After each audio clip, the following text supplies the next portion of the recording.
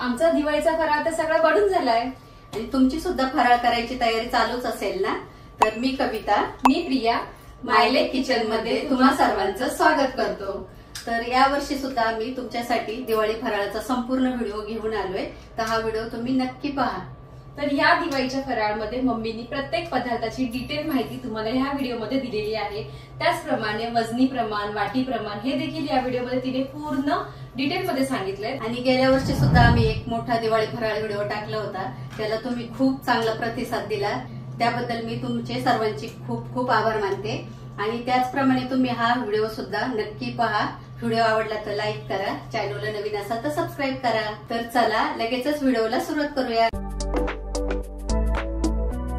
तर 1 किलो मैद्याची शंकरपाळी बनवण्यासाठी इथे मी आता गॅसवरती एक पॅन तापत ठेवलाय। त्यामध्ये आता 1 ग्लास पाणी घालायचंय। तर इथे मी सर्व मेजरमेंट या ग्लासनेच घेणार आहे। या ग्लासमध्ये माझी 1 किलोची शंकरपाळी एकदम परफेक्ट होते। तर 1 ग्लास पाणी घेतल्यानंतर त्याच ग्लासने 1 ग्लास साखर टाकायची आहे। आता साखर टाकल्यावरती व्यवस्थित असं मिक्स करून घ्यायचं आणि साखर ही वितळून घ्यायची आहे। तर आता इथे साखर थोडीफार अशी वितळली आहे, अजून पूर्णपणे काही वितळली नाही। तोच आता त्यामध्ये आपल्याला तूप घालायचं आहे। तर तूपसुद्धा आपल्याला ज्या ग्लासने आपण पाणी घेतले त्याच ग्लासने तूप घालायचं आहे। तर इथे मी आता 1 ग्लास तूप घालते। तर इथे 1 ग्लास पाणी, 1 ग्लास साखर आणि 1 ग्लास तूप हे तिन्हींचं प्रमाण असं सेम ठेवायचं, त्यामुळे मस्त अशा शंकरपाळ्या खुसखुशीत होतात। आणि 1 किलो मैदा त्यामध्ये बरोबर असा बसतो। आणि जर तुम्हाला 1 किलोची बनवायची नसेल तर 1 ग्लासचं माप आहे ते सर्व मेजरमेंट अर्धा घ्या, त्यामुळे अर्धा किलो मैद्याची शंकरपाळी छान होते। तर आता ह्या मिश्रणाला आपल्याला उकळी वगैरे काही काढायची गरज नाही, फक्त पूर्णपणे साखर वितळेपर्यंत आहे ना हे मिश्रण आता गरम करून घेऊया। आणि तूप घेताना आहे ना पूर्ण असं घट्ट नाही घ्यायचं, वितळलेलं तूप घ्यायचं, कारण तुम्ही जर ग्लास भरून घट्ट तूप घेतलं तर मग ते तुपाचं प्रमाण फसतं। त्यामुळे मेजरमेंट घेताना आहे ना तूप असं वितळूनच घ्या। तर 2-3 मिनिटांमध्येच इथे आपली साखर पूर्णपणे वितळली आहे। तर इथे आपलं शंकरपाळीचं पीठ भिजवण्यासाठी लागणारं मिश्रण तयार आहे। तर हे आता आपल्याला पूर्णपणे थंड करून घ्यायचं आहे, पण असंच पॅनमध्ये थंड व्हायला खूप वेळ लागतो। त्यासाठी आता इथे एक परात घेतली आहे मी। तर आता ह्या परातमध्ये आपल्याला हे सर्व मिश्रण ओतून घ्यायचं आणि पूर्णपणे थंड करून घ्यायचं आहे आणि नंतरच पीठ मळायचं आहे। असं गरम असतानाच पीठ वगैरे असं मळायचं नाही। तर आता हे मिश्रण पूर्णपणे थंड झाले तर त्यामध्ये आता चिमूटभर मीठ घालायचं आहे, कारण कोणताही गोडाचा पदार्थ करताना त्यामध्ये जर मीठ घातलं तर त्याची चव वाढते, म्हणून असं थोडंसं मी आता मीठ टाकून घेतले। तर मीठ टाकल्यानंतर व्यवस्थित मिक्स करून घेतलं। आता त्यामध्ये आपल्याला मैदा घालायचा आहे। तर इथे मी 1 किलो मैदा पूर्ण असा चाळून घेतला आहे। तर इथे मी पूर्ण मैदा लगेच असा टाकत नाही, थोडा थोडा मैदा टाकून आहे ना व्यवस्थित आता आपल्याला हे मिक्स करून घ्यायचं आहे। आणि एकदम जरी टाकलं ना तुम्ही हा 1 किलो मैदा तर एवढ्या ग्लासच्या मापाला आहे ना बरोबर 1 किलो मैदा बरोबर होतो। पण मी आता व्यवस्थित असं मळता यावं म्हणून लगेच असं सगळं नाही टाकत, थोडा थोडा टाकून मिक्स करून घेते। तर इथे मी आता जवळजवळ अर्ध्यापेक्षा जास्त असा मैदा टाकून घेतला आहे आणि आता व्यवस्थित असं हे मिक्स करून घेते।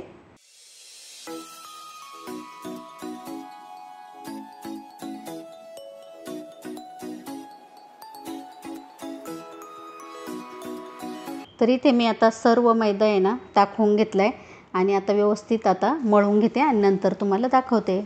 तर सर्व मैदा टाकल्यानंतर आहे ना हे पीठ आपल्याला असं व्यवस्थित मळून एकत्र करून घ्यायचं आहे। म्हणजे आपण असं चपातीचं पीठ वगैरे मळतो जोर लावून, तसं असं एवढं जास्त काही मळायची गरज नाही, फक्त पीठ आहे ना एकत्र करून घ्यायचं, असा गोळा तयार करून घ्यायचा। खूप असं दाबून दाबून मळायची काहीच गरज नाही, असं ओबडधोबडच मळून घ्यायचं। त्यामुळे काय होतं, शंकरपाळीला मस्त असे लेयर्स पडतात। ते इथे तुम्ही बघू शकता, जे आपण ग्लासचं मेजरमेंट घेतलं होतं त्यामध्ये 1 किलो मैदा आहे ना व्यवस्थित बसला आहे। पीठ खूप पातळसुद्धा नाही झाले आणि घट्टसुद्धा नाही, आणि बघा मध्ये पण असे एकदम असे लेयर्स पडल्यासारखं झाले। तर असंच पीठ मळून घ्यायचं, खूप असं दाबून नाही मळायचं, फक्त असं एकत्र करून घ्यायचं सर्व पीठ। तर इथे आपलं पीठ मळून झाले, त्याचे आता मी गोळे तयार करून घेते। म्हणजे भिजत वगैरे काहीच ठेवणार नाही मी, आणि तुम्हाला जर पाहिजे तर भिजत ठेवलं तरीसुद्धा चालतं। हे पीठ बिलकुल तुम्ही 1-2 तासांनी जरी लाटलं तरीसुद्धा असं घट्ट वगैरे होत नाही, असंच लाटायला एकदम सोपं जातं। पण मी आता लगेच करून घेणार आहे। तर इथे आता माझे सर्व पिठाचे गोळे तयार करून झालेत, बरोबर असे 6 गोळे तयार झालेत। तर लगेचच आता शंकरपाळी लाटून घेऊया। हे आता गोळे केल्यापैकी एक गोळा मी घेतलाय आणि पोळपट घेतलाय, त्यावरती आता हे लाटून घ्यायचं मस्त। तर शंकरपाळीला खूप सारे असे लेयर्स येण्यासाठी आणि शंकरपाळी खुसखुशीत होण्यासाठी इथे एक स्टेप करतोय आपण।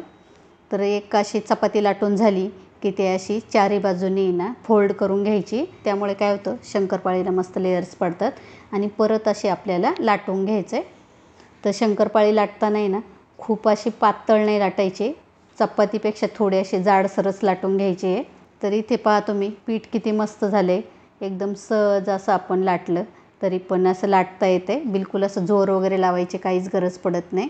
तर शंकरपाळ्या लाटताना ना जेव्हा आपण लाटतो तर ते असं उचलायला गेलं की परत असे आकसतं आणि छोटं होतं परत चपाती। म्हणजे एवढंच की सुरुवातीलाच खूप असं जाड नाही लाटायचं, कारण आपण उचललं की ती परत अशी आकसते लाटी आणि अजून जाड होते, म्हणून असं चपातीपेक्षा थोडंसं जाड लाटून घ्यायचे। तर इथे तुम्ही बघू शकता एवढी अशी मी चपातीपेक्षा जाड अशी लाटून घेतली आहे। आता हे आपल्याला आहे ना कट करून घ्यायचं आहे।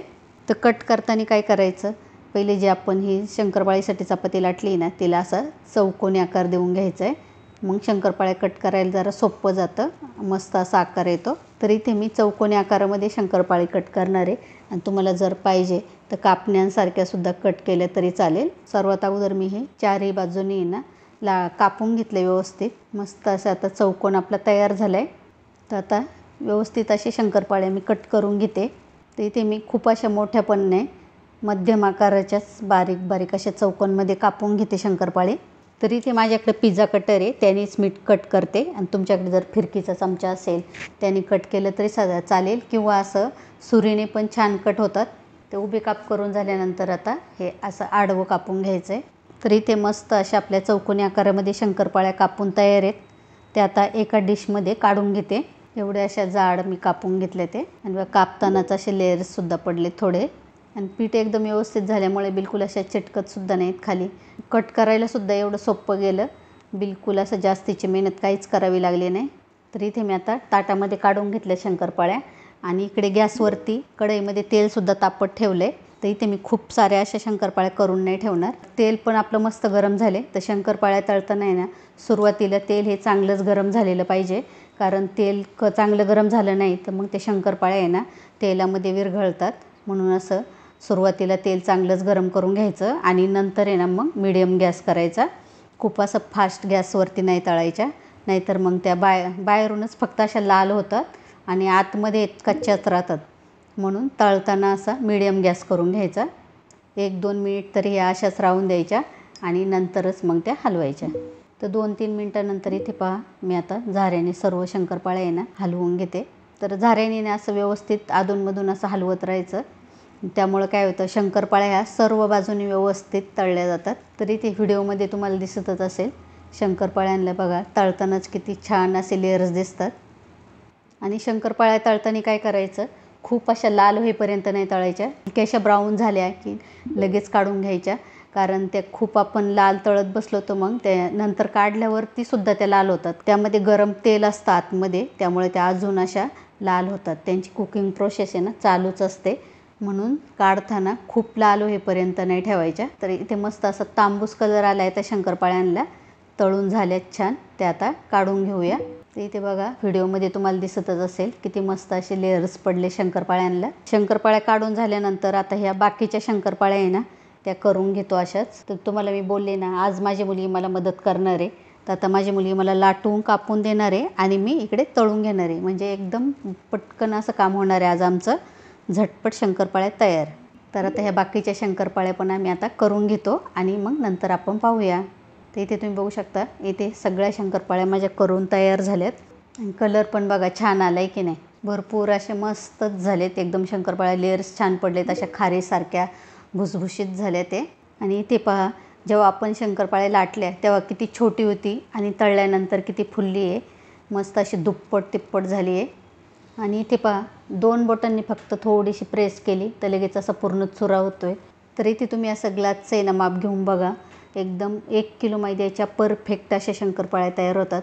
आणि इथे मी पाणी वापरले, तुम्हाला पाहिजे तर तुम्ही ते दूधसुद्धा वापरू शकता, पण प्रमाण हेच घ्या, एकदम मस्त खुसखुशीत शंकरपाळ्यांसाठी हे प्रमाण एकदम परफेक्ट आहे, करून बघा। तर पोहा चकली बनवण्यासाठी इथे मी 1 मोठी वाटी जाड पोहे घेतलेत। तर आपण जे कांदा पोहे करतो तेच हे पोहे आहेत। आता हे 1 वाटी घेतलेले पोहे आहेत ना, ते आपल्याला मिक्सरला बारीक वाटून घ्यायचे। तर त्यासाठी आता इथे पोहे मी मिक्सरच्या भांड्यामध्ये टाकून घेते आणि एकदम असे मस्त बारीक वाटून घेते। तर इथे तुम्ही बघू शकता पोहे मी मिक्सरला मस्त असे बारीक वाटून घेतलेत। तर वाटलेले पोहे आपल्याला चाळून घ्यायचे, त्यासाठी इथे एक मी परात घेतली आहे आणि आपली ही पीठ चाळायची चाळण असते ती घेतली आहे। आता हे सर्व मी व्यवस्थित चाळून घेते। तर असे काही थोडंफार मोठे कण राहिले असतील तर ते टाकायचे नाही, साईडला ठेवून द्यायचे। तर इथे आता पोहे चाळून झाल्यानंतर आपल्याला मिक्सरच्या भांड्यामध्ये भाजकी डाळ वाटून घ्यायची आहे। तर भाजकी डाळसुद्धा आपल्याला ज्या वाटीने आपण पोहे घेतलेत ना त्याच वाटीने अर्धा वाटी भाजकी डाळ घ्यायची आहे। तर इथे आता डाळसुद्धा मस्त अशी बारीक वाटून घेतली आहे, ती पण आपण जे पोहे चाळून घेतले त्याच परातीमध्ये आता चाळून घेऊ। तर डाळसुद्धा आपली चाळून झाली आहे। तर त्यामध्ये आता आपल्याला तांदळाचं पीठ घालायचं आहे। तर हे सर्व मेजरमेंट आहे ना एकाच वाटीने असं व्यवस्थित मोजून घ्यायचं, त्यामुळे बिलकुल अशी चकली फसत वगैरे नाही, मस्त होते। आता ज्या वाटीने आपण पोहे आणि डाळ घेतली आहे त्याच वाटीने 1.5 वाटी तांदळाचं पीठ घ्यायचं आहे। तर हे तांदळाचं पीठ मी रेशनचे जाडे तांदूळ दळून आणलेत, जे आपण भाकरीसाठी दळून आणतो ना पीठ, तेच हे पीठ आहे। तर आता सुरुवातीला 1 वाटी घातली आहे मी, ती चाळून घेऊया आणि त्यामध्ये आता अजून अर्धा वाटी पीठ घेऊन ते पण चाळून घ्यायचं आहे। म्हणजे इथे आपल्याला टोटल 1.5 वाटी तांदळाचं पीठ घालायचं आहे। तर इथे सर्व पीठ चाळून झालेत। तर त्यामध्ये आता आपल्याला बाकीचे सुके मसाले घालायचे। तर इथे मी अर्धा चमचा ओवा घेतला आहे, ओवा हातावर असा क्रश करून घालायचा, ओव्याचा स्वाद छान लागतो चकलीमध्ये। त्याचबरोबर अर्धा चमचा जिरे घेतले, 2 मोठे चमचे तीळ, अर्धा चमचा हळद आणि 1 चमचा तिखट घेतले। तर अर्धा चमचा मी लाल तिखट घेतले आणि अर्धा चमचा तिखट मिरची पावडर घेतली आहे, लालने खूप लाल कलर येतो। 1 चमचा धना पावडर, पाव चमचा हिंग जरूर घाला, त्यामुळे मस्त असा स्वाद येतो चकलीला। आता त्यामध्ये आपल्याला चवीनुसार मीठ घालायचं आहे। आता हे सर्व घातलेले मसाले पिठामध्ये व्यवस्थित असे मिक्स करून घेऊया।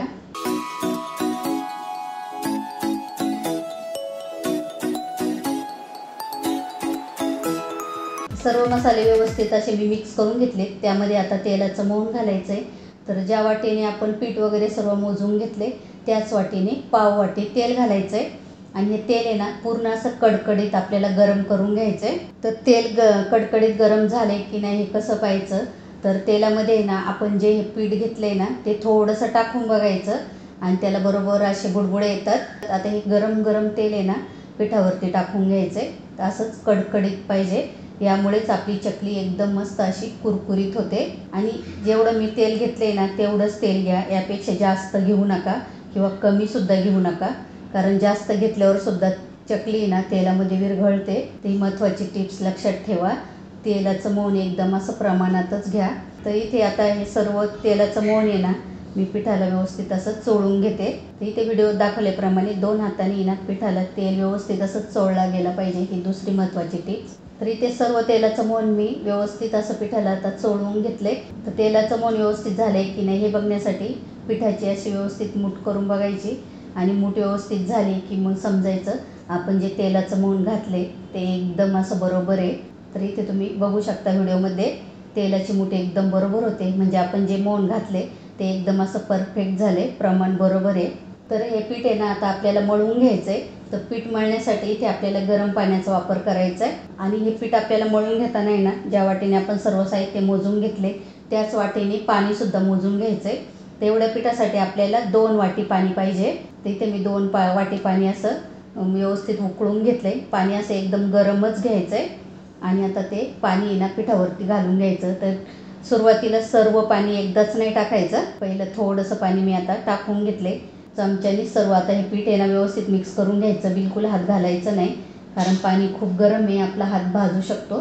तर आता बाकीचं पाणीसुद्धा थोडं थोडं पिठामध्ये टाकून घ्यायचं आहे।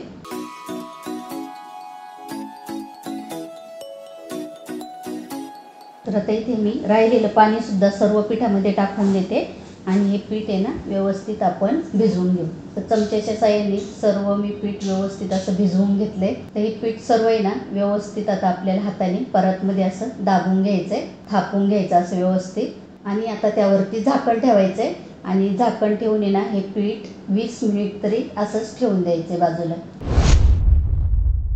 तर 20 मिनिटानंतर तुम्ही इथे बघू शकता ताटाला पूर्ण असं पाणी जमा झाले, म्हणजे आपल्या पिठाला आहे ना उकळ छान बसली आहे. आता हे पीठ हाताने व्यवस्थित असं मिक्स करून घ्यायचं आणि हे पीठ आहे ना मळताना खूप असं थंड होऊन नाही द्यायचं, असं कोमटच पाहिजे.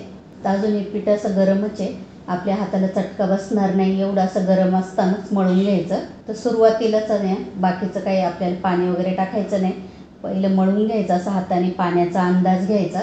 तर पीठ मळण्यासाठी इथे मी अर्धा वाटी पाणी घेतले. हे आपलं नॉर्मलच पाणी आहे, गरम पाणी वगैरे घ्यायची काही गरज नाही, असं नॉर्मलच पाणी घ्यायचं आणि त्यानेच हे पीठ आहे ना थोडं थोडं पाणी टाकून मळून घ्यायचं. कारण प्रत्येक तांदळाला हे सेमच पाणी लागेल असं नसतं, त्यामुळे थोडंफार असं सुकं असलं तरी पण असं नॉर्मल पाणी घेऊन ये ना हे पीठ व्यवस्थित असं मळून घ्यायचं. तर पाणी ना असं थोडं थोडं टाकून हे पीठ आपल्याला एकदम असं घट्टच मळून घ्यायचं आहे. जसं आपण भाकरीला पीठ मळतो ना त्यापेक्षा पण अजून थोडंसं दाटसरच मळून घ्यायचं आहे. कारण पातळ पीठ केलं तर चकली ना खूप अशी नरम होते आणि तिला काटेसुद्धा व्यवस्थित पडत नाही, म्हणून चकलीचं पीठ हे ना नेहमी असं घट्टच मळून घ्यायचं आहे. तर इथे आता मी थोडं थोडं पाणी करून पीठ मळून घेते आणि नंतर आपण पाहूया. आणि पुढची टिप्स आपली म्हणजे पीठ आहे ना असं घट्टच मळायचं, बिलकुल नरम मळायचं नाही. तुम्हाला पहिलंच मी सांगितलं नरम मळलं की चकल्या नंतर नरम पडतात आणि चकलीला काटेसुद्धा व्यवस्थित पडत नाही, म्हणून असं एवढं असं घट्ट पीठ मळून घ्यायचं. बाकीचं पीठ आहे ना साईडला ठेवून द्यायचं ना, आपल्या सोऱ्यामध्ये किती पीठ बसते तेवढं असं पीठ मी साईडला काढून घेतलं. ते परत असं चांगलं व्यवस्थित मळून घ्यायचं. तर पीठ मळताना ना व्यवस्थित असं मेहनत करूनच पीठ मळायचं, त्यामुळे चकल्या बिलकुल अशा तुटत वगैरे नाही आणि मस्त निघतात. तर इथे मी आता पीठ व्यवस्थित मळून घेतलं आहे आणि चकल्या काढण्यासाठी इथे मी असं सोऱ्या घेतलं आहे, त्यामध्ये अशी स्टार असलेली थाळी ना टाकून घ्यायची सोऱ्यामध्ये आणि हे पीठ आहे ना आता सोऱ्यामध्ये असं दाबून भरायचं. आता पीठ भरल्यानंतर सोऱ्याचं तोंड व्यवस्थित असं बंद करून घेऊया. आता लगेच चकल्या पाडून घेऊ. तर चकली काढताना आहे ना चकलीचं पहिलं टोक आहे ना ते व्यवस्थित असं जोडून घ्यायचं आणि चकलीचे वेडे काढताना बिलकुल असे तुटक नाही काढायचे, जवळजवळच काढायचे. त्यामुळे तळताना काय होतं चकली तेलामध्ये सुटत नाही, व्यवस्थित आपल्याला तळता येते. आणि चकली काढून झाल्यावरती पण चकलीचं लास्टचं टोक आहे ते पण व्यवस्थित असं चिपकून घ्यायचं. हे आपण टिप्स तुम्ही नक्की लक्षात ठेवा. तर इथे तुम्ही बघू शकता व्हिडिओमध्ये बिलकुल अशी एकही चकली आपली तुटली नाही आणि एकदम मस्त गोल गरगरीत आपल्या काटेदार चकल्या तयार आहेत. आणि पीठ बघा व्यवस्थित घट्ट मळल्यामुळे चकलीला काटेसुद्धा किती छान आले. ते इथे आता मी अशाच काही चकल्या काढून घेते. आणि चकल्या बनवताना काय करायचं, बिलकुल अशा जास्त चकल्या बनवून नाही ठेवायच्या, कारण आपण चकल्या काढताना ना एकीकडे तळलं एकीकडे काढल्या चकल्या तरीसुद्धा चालतं, कारण चकलीचा एक घाणा तळेपर्यंत आपण इकडे दुसऱ्या चकल्या नक्कीच काढून ठेवू शकतो. म्हणून खूप जास्त चकल्या करून नाही ठेवायच्या, कारण त्या सुकल्या तरीसुद्धा मग तुटतात. तर इथे मी काही आता चकल्या काढून घेतले त्या लगेच तळून घेऊ. तर चकल्या तळण्यासाठी मी इथे गॅसवरती तेलसुद्धा तापत ठेवलं होतं. तेल पण चांगलं गरम झाले, त्यामध्ये लगेच अशी चकली सोडून घेऊया. तर तुम्हाला हाताने चकली सोडता येत नसेल तर कलथ्यावरती चकली घेऊन सोडा, त्यामुळे बिलकुल असं हात वगैरे भाजायचं टेन्शन राहत नाही. पण इथे मला सवय आहे म्हणून मी अशा हातानेच सोडते, पण ती कलथ्याची आयडिया नक्की वापरा तुम्ही. आणि चकल्या तेलात सोडताना खूप अशी गर्दीसुद्धा नाही करायची, जेवढ्या कढईमध्ये आरामशीर चकल्या बसते तेवढ्याच सोडायच्या, त्यामुळे त्या तळायला जमतं व्यवस्थित. आणि चकली तेलात सोडल्यानंतर बिलकुल लगेच अशी चकली हलवायची नाही. तेलाची बुडबुडी थोडे कमी झाले की चकली थोडी एका साईडने कडक होते, नंतरच ती पलटी करून घ्यायची. आणि सुरुवातीला तेल चांगलं कडकडीत गरम करून घ्यायचं, नंतर असा गॅस मिडियम करायचा आणि नंतरच चकल्या तळून घ्यायच्या. त्यामुळे चकल्या आतपर्यंत व्यवस्थित तळल्या जातात, बिलकुल कच्च्या वगैरे राहत नाही. आणि त्याचबरोबर महत्त्वाचं म्हणजे चकल्या तळताना खूप लाल होईपर्यंत नाही तळायच्या, नाही तर त्या मग करपट लागतात. तर त्या एका बाजूनी चकली व्यवस्थित अशी कडक झाली आहे ती पलटी करून घेऊया. तर सुरुवातीलाच आपण तेलामध्ये चकल्या सोडल्या तेव्हा तुम्ही बघितलं असेल तेलाची बुडबुडे किती होते, आणि चकली तळायची होत आली की तेलाचे बुडबुडे एकदम कमी होतात, तेव्हा समजून जायचं की आपली चकली तळून झाली आहे. आणि चकल्या तेलावरती सुद्धा तरंगतात. तर इथे तुम्ही व्हिडिओमध्ये बघू शकता तेलाचे बुडबुडे हे पूर्णपणे आता कमी झालेत. म्हणजे आपल्या चकल्या मस्त अशा तळून तयार आहेत. त्या आता काढून घेऊया. तर इथे तुम्ही बघू शकता चकल्यांना कलर पण किती छान आला आहे. तर काढताना असं व्यवस्थित तेल निथळून काढायचं आणि काढताना ना टिश्यू पेपरवरतीच काढायच्या. त्यामुळे थोडंफार तेल असेल ते सुद्धा निघून जातं आणि महत्त्वाचं म्हणजे ह्या चकल्या तेलकट होतच नाही. पण असं टिश्यू पेपरवरतीच काढून घ्या. तर आता अशाच काही बाकीच्या चकल्या आहे मी ती बनवून घेते. आणि या अगोदरसुद्धा आपल्या बिना भाजणीची चकली, भाजणीची चकली हे सर्व असे व्हिडिओ आपल्या चॅनलवरती आहेत. ते सुद्धा तुम्ही नक्की पहा. त्यांची मी लिंक आय बटनमध्ये देते. आणि महत्त्वाचं म्हणजे काय, बऱ्याच ताई आहेत ना कामाला वगैरे जातात, त्यामुळे त्यांना भाजणी वगैरे करायला वेळ भेटत नाही. तर त्यांच्यासाठी ही सोप्या पद्धतीची चकली एकदम उपयुक्त आहे, झटपट होणारी आहे. तर इथे आपल्या सर्व अशा चकल्या बनवून तयार आहेत. तुम्ही इथे बघू शकता कलरसुद्धा किती मस्त आला आहे आणि दिसायलासुद्धा छान दिसतात. एकदम काटेसुद्धा छान पडले. तर कुरकुरीत किती झाल्यात ते तुम्हाला मी एक चकली तोडून दाखवते. तर इथे तुम्ही बघू शकता थोडंसं प्रेस केलं तर पूर्ण असा चकलीचा भुगा होतो आहे. आवाजावरून तुमच्या लक्षात आलंच असेल किती कुरकुरीत झाली ही चकली. आणि महत्त्वाचं म्हणजे तेलकटसुद्धा होत नाही. तर अशा चकल्या नक्की करून बघा. महत्त्वाची आणि शेवटची टीप आपली म्हणजे ह्या चकल्या आहे ना झाल्यावरती पूर्णपणे थंड होऊन द्यायच्या आणि नंतरच डब्यामध्ये भरून ठेवायच्या. कारण बरेच ताईंच्या कमेंट असतात की आमची चकली बनवली तेव्हा भरपूर अशी कुरकुरीत होती आणि नंतर नरम पडली. त्यामुळे काय होतं, गरम चकली आपण डब्यामध्ये भरली की ती मॉइश्चर पकडते आणि मग ती नंतर नरम पडते. त्यामुळे डब्यात भरताना पूर्णपणे थंड होऊ द्या चकली आणि नंतरच डब्यामध्ये स्टोअर करा. चिवडा बनवण्यासाठी इथे मी अर्धा किलो पातळ पोहे घेतलेत. तर पोहे घेताना काय करायचं, सुरुवातीला आहे ना व्यवस्थित असे चाळून निवडून वगैरे घ्यायचे. कारण त्यामध्ये अशा चाळी वगैरे असतात आणि बारीक चुरा पण असतो. तर अशी आपल्याकडे पोहे चाळायची चाळण असते, पोहे भिजवायची चाळण असते, तिने असे सर्व पोहे चाळून घ्यायचे. तर इथे मी आता हे सर्व पोहे चाळून घेतलेत आणि निवडून सुद्धा घेतलेत. तर आता आपल्याला काय करायचंय, पोहे आहेत ना सुरुवातीला भाजून घ्यायचे. तर त्यासाठी इथे मी गॅसवरती एक कढई स्लो गॅस करून तापत ठेवली आहे. आणि कढई घेताना थोडी मोठीच घ्यायची आणि जाड घ्यायची, त्यामुळे पोहे व्यवस्थित असे भाजता येतात. तर आता इथे मी सुरुवातीला फक्त अर्धेच पोहे टाकते आणि ते भाजून घ्यायचे. सर्व पोहे मी टाकणार नाही, नाही तर मग ते व्यवस्थित भाजता येणार नाही. तर आता अर्धे पोहे टाकल्यानंतर आहे ना इथे महत्त्वाची गोष्ट अशी की पोहे हलवायला आहे ना असे 2 कलथे वगैरे घ्यायचे. त्यामुळे आपल्याला व्यवस्थित असं हलवता येतं आणि पोह्यांचा चुरासुद्धा होत नाही. इथे व्हिडिओत दाखवल्याप्रमाणे फक्त असे वर खाली करत राहायचे आणि गॅस एकदम स्लोच ठेवायचा. तर स्लो गॅसवरती आता हे सर्व पोहे आपल्याला हलवत हलवत भाजून घ्यायचे. पोहे भाजत आले की त्यांचा सुगंधसुद्धा छान सुटतो, त्याचबरोबर हलकासा कलर चेंज होतो. तर हे पोहे आहेत ना व्यवस्थित असे भाजून घेऊया. तर इथे 6-7 मिनिट मी हे पोहे सतत हलवत असे भाजून घेतले. त्यांचा सुगंधसुद्धा आता छान सुटला आहे. आणि अशा हातावरती घेऊन ये ना असं चुरा करून बघायचा. लगेच चुरा झाला की समजायचं आपले पोहे मस्त असे भाजले गेलेत. तर इथे तुम्हाला व्हिडिओमध्ये दिसलंच असेल लगेच असा पोह्यांचा चुरा होतो आहे.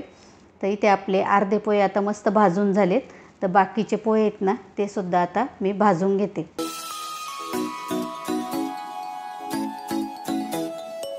तर इथे आता शिल्लक राहिलेले पोहे ते सुद्धा मी कढईमध्ये टाकून घेतलेत आणि पहिले जे पोहे मी भाजून घेतले त्याच पद्धतीने सेम आता हे पोहे मी मस्त असे भाजून घेते.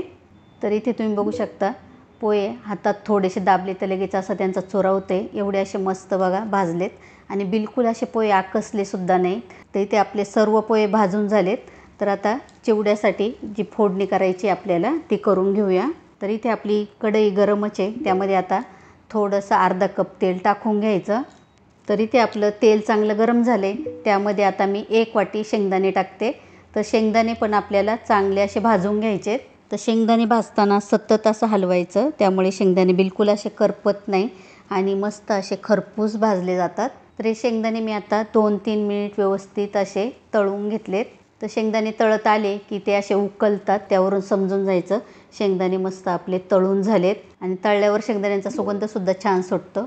आता ते व्यवस्थित तेल निथळून येणार जे आपण पोहे भाजून घेतलेत त्याच भांड्यामध्ये काढायचे. तर शेंगदाणे तळून झाल्यानंतर त्यामध्ये 1 वाटी मी इथे भाजकी डाळ घेतली आहे, ती तळून घ्यायची आहे. तर ही डाळ भाजलेलीच असते, त्यामुळे हिला काही जास्त वेळ लागत नाही तळायला. पण तळून का घ्यायची, कारण तळल्यानंतर आहे ना ती अजून थोडी अशी खुसखुशीत होते आणि चिवड्यामध्ये चवीला पण खूप अशी छान लागते. म्हणून एखाद मिनिटभर फक्त ही डाळ आहे ना तळून घ्यायची व्यवस्थित. आणि तळल्यामुळे आहे ना कुरकुरीत होते जरा. आता डाळ तळून झाली आहे, ती पण काढून घेते. तर डाळ तळून झाल्यानंतर त्यामध्ये अर्धा वाटी काजू घालायचे आणि काजू लगेचच असे तळले जातात. सतत हलवत एखाद मिनिटभर लगेच असे पटकन तळून घ्यायचे आणि काजू पण आता एखाद मिनिटभर व्यवस्थित आपण तळून घेऊ. तर इथे तुम्ही बघू शकता मस्त असा हलकासा बदामी कलर आला आहे काजूंना. लगेचच काढून घेऊया. तर इथे आता मी अर्धा वाटी खोबऱ्याचे काप घेतलेत. असे मस्त पातळच काप करून घ्यायचे. तर सुरीने बिलकुल असे लवकर बारीक पातळ होत नाही. तर हे मी आपण कोबी वगैरे किसतो, जे बटाट्याचे चिप्स वगैरे करतो त्याच किसणीने किसून घेतलं आहे खोबरं. त्यामुळे मस्त असे एकदम पातळ काप झालेत. आता 1-2 मिनिट हे काप पण व्यवस्थित तेलामध्ये तळून घेऊ. तर खोबरंसुद्धा मी काढून घेतलं. तर त्यामध्ये आता अर्धा वाटी कढीपत्ता घालायचा आहे. धुवून असं व्यवस्थित पुसून घेतलं आहे. बिलकुल असं पाणी ठेवायचं नाही त्यावरती. आणि कढीपत्ता आहे ना पूर्णपणे असा कुरकुरीत होईपर्यंत तळून घ्यायचा, कारण थोडा जरी कढीपत्ता व्यवस्थित तळला नाही तर चिवडा खराब होऊ शकतो. कारण ओल्या कढीपत्त्यामुळे काय होतं, मॉइश्चर पकडतं. म्हणून असा कढीपत्ता पूर्णपणे कुरकुरीत होईपर्यंत तळून घ्यायचा. तर इथे व्हिडिओमध्ये तुम्हाला दिसतच असेल कढीपत्ता तळल्यानंतर पहा किती छान झाला आहे कुरकुरीत. तो पण आता काढून घेऊया. तर सर्व साहित्य तळून झाल्यानंतर कढईतलं तेल आपल्याला कमी करायचं आहे. तर इथे मी आता सर्वच तेल कढईमधलं काढून घेतले. फक्त 1-2 चमचे तेल ठेवले शिल्लक कढईमध्ये. तर यामध्ये आता मिरची घालायची आहे. ते इथे मी 8-9 मिरच्या अशा बारीक कापून घेतल्या. ते आता तळून घ्यायच्या व्यवस्थित. मिरच्यासुद्धा आपल्याला कढीपत्त्यासारख्याच कुरकुरीत होईपर्यंत तळून घ्यायच्या. तर मिरची तळताना थोडंसं मीठ नक्की घाला. त्यामुळे काय होतं, मिरचीला पण छान चव येते आणि ती पोह्यामध्ये खायला पण छान लागते मग. तर इथे मिरची पण मस्त मी चांगली तळून घेतली आहे. ती पण आता काढून घेते. तर मिरची तळून झाल्यानंतर आता जे तेल शिल्लक आहे त्यामध्ये अर्धा चमचा मोहरी घालायची आहे. तर मोहरी चांगली तडतडली की त्यामध्ये अर्धा चमचा जिरे घालायचे. जिरेसुद्धा इथे व्यवस्थित फुलले. आता त्यामध्ये 2 चमचे हळद घालायची आहे. तर हळदसुद्धा आपल्याला तेलामध्येच घालायची आहे, त्यामुळे चिवड्याला कलर छान येतो. तर हळद घातल्यानंतर त्यामध्ये आपल्याला चिवड्याला किती मीठ घालायचं आहे ते पण तेव्हाच घालायचं. आणि लास्टला एकदम ना गॅस बंद केल्यावरती पाव चमचा हिंग घालायचा आहे. हिंग घातल्यामुळे चिवड्याला टेस्ट छान येते. आता ही सर्व फोडणी आपल्याला ज्या भांड्यामध्ये सर्व साहित्य काढले पोहे वगैरे त्यावरती टाकून घ्यायची आहे. आता फोडणी टाकून झाल्यावरती त्यामध्ये पिठी साखर घालायची आहे. तर इथे 1-2 चमचे पिठी साखर आहे, ती मी आता टाकून घेते पोह्यांवरती. तर ही फोडणी दिलेलं सर्व साहित्य आहे ना आता पोह्यांमध्ये आपल्याला व्यवस्थित मिक्स करून घ्यायचं आहे. तर मिक्स करताना असं हलक्या हातानेच करायचं जरा, कारण हे पातळ पोहे आहेत ना खूप असे नाजूक असतात, जरा भुगा होऊ नये म्हणून असं हलक्या हाताने आहे ना व्यवस्थित मिक्स करून घ्यायचं. तर सुरुवातीला आहे ना मिक्स केल्यानंतर आपल्याला चिवडा आहे ना बिलकुल असा पिवळा दिसत नाही, पण जसजसा तो मिक्स होत जातो तसा चिवड्याला कलर पण चढायला सुरुवात होते. व्यवस्थित असा पिवळा कलर येतो. तर आता हा मी व्यवस्थित असा मिक्स करून घेते. जसं मी चिवडा मिक्स करते तसा त्याला कलरसुद्धा छान येत चालला आहे. तर इथे 3-4 मिनिट मी चिवडा व्यवस्थित असा मिक्स करून घेतला आहे आणि तुम्हाला इथे व्हिडिओमध्ये दिसतच असेल किती छान कलर आला आहे. मस्त असा पिवळा कलर आला आहे चिवड्याला. तर इथे मी थोडासा एका डिशमध्ये तुम्हाला काढून दाखवते. पहा किती छान दिसतो आहे चिवडा आणि कुरकुरीत किती झाला आहे ते पण दाखवते मी तुम्हाला. इथे पहा हातामध्ये घेऊन मुठीमध्ये थोडासा प्रेस केला तर पूर्ण असा भुगा होतो आहे चिवड्याचा. एवढा मस्त असा कुरकुरीत झाला आहे. एकदा नक्की करून पहा, खूप छान होतो हा टेस्टला. आणि कढीपत्तासुद्धा बघा किती कुरकुरीत तळून घेतला आहे मी. आणि हा चिवडा करण्यासाठी तुम्ही बघितलंच इथे तेल किती कमी लागले आपल्याला. अर्धा कपच तेल लागलं असेल. अर्धा कप म्हणजे फक्त आपण पोहे खातो ते 4 ते 5 चमचे तेलामध्ये आपला चिवडा बनवून तयार आहे इथे. आणि या अगोदरसुद्धा चॅनलवरती आपला जाड पोह्यांचा, तळलेल्या पोह्यांचा चिवडा आहे, तोसुद्धा बिलकुल असं तेलकट होत नाही आणि चवीलासुद्धा अप्रतिम होतो. तोसुद्धा व्हिडिओ तुम्ही नक्की पहा, त्याची लिंक मी देते. तर अशा प्रकारे इथे आपला पातळ पोह्यांचा कुरकुरीत तेलकट न होणारा चिवडा तयार आहे.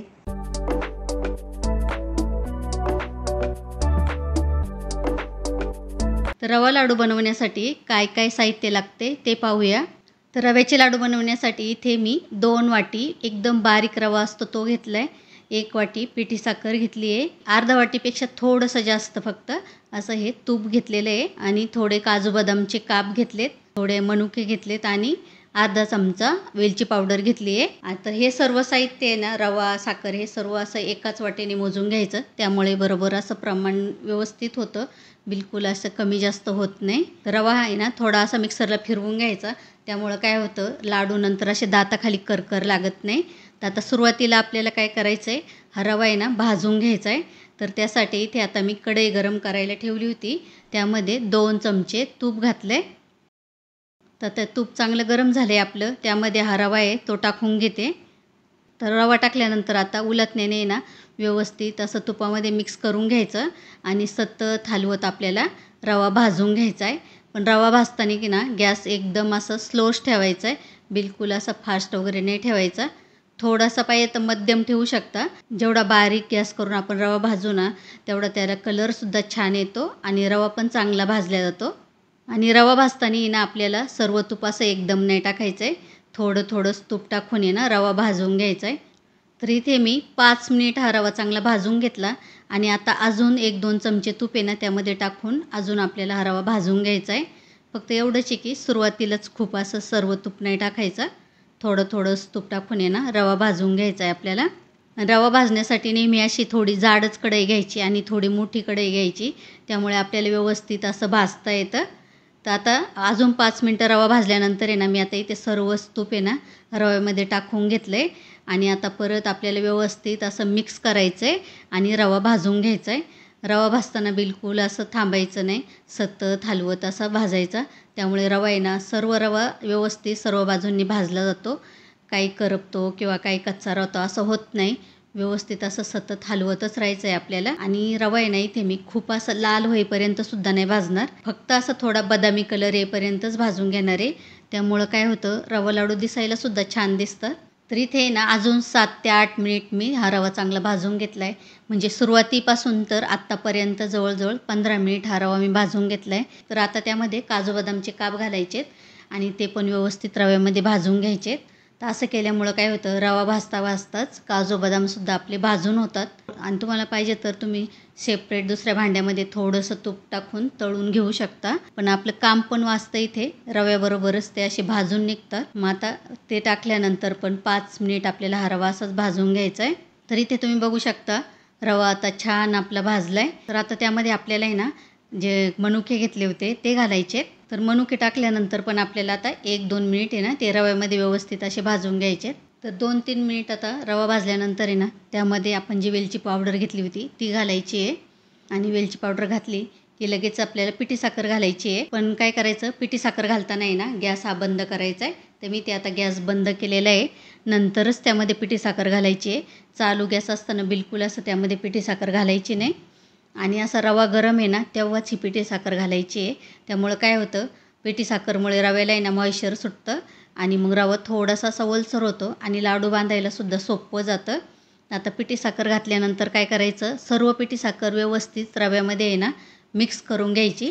आणि जेव्हा आपण पाकाचे रवा लाडू करतो ना तेव्हा पाक वगैरे चुकतो की काय याचं खूप असं आपल्याला टेन्शन असतं, पण असे बिना पाकाचे रवा लाडू जेव्हा करतो ना आपण त्यामध्ये तसं काहीच होत नाही. असं एकदम सोप्या पद्धतीने हे लाडू आपल्याला असे व्यवस्थित करता येतात.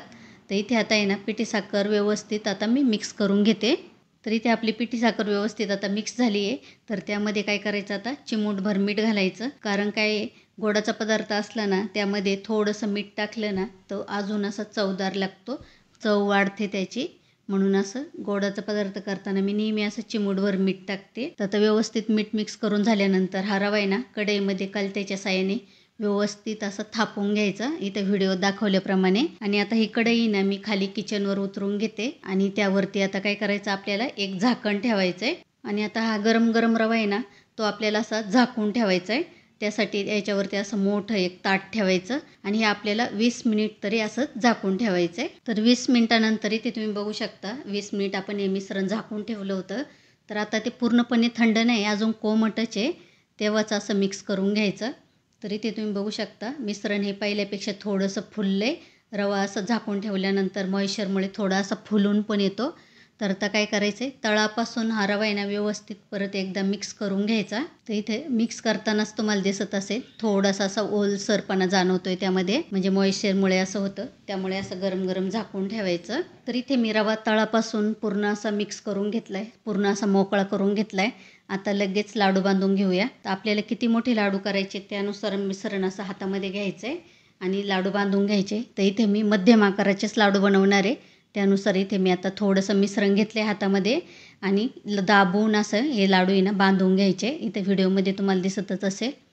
तर व्यवस्थित असं दाबून, तसं खूप असं दाबायची काही एवढी गरज पडत नाही, पटपट होतात हे लाडू. आणि आपण जे काजू बदाम वगैरे टाकले होते ते बघा त्यामध्ये किती छान दिसतात. आणि तुम्हाला पाहिजे तर जे तुम्हाला ड्रायफ्रूट आवडतात ना ते वरून असे लावले तरी सुद्धा चालेल. तर इथे आपला एक लाडू मस्त असं तयार झालाय. आता बाकीचे लाडू आहेत ना ते पण असेच मी बांधून घेते.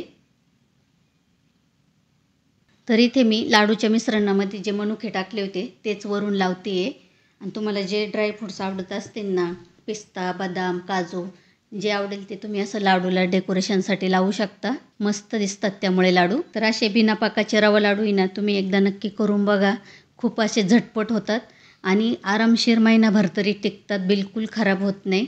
आणि तुम्हाला जर वाटलंच तर हे लाडू व्यवस्थित आता वळत नाहीत तर काय करायचं, 1-2 चमचे दूध आहे ना फक्त असं त्यावर टाकून घ्यायचं आणि सर्व मिश्रण असं मिसळून घ्यायचं, मिक्स करून घ्यायचं आणि नंतर लाडू बांधायचे.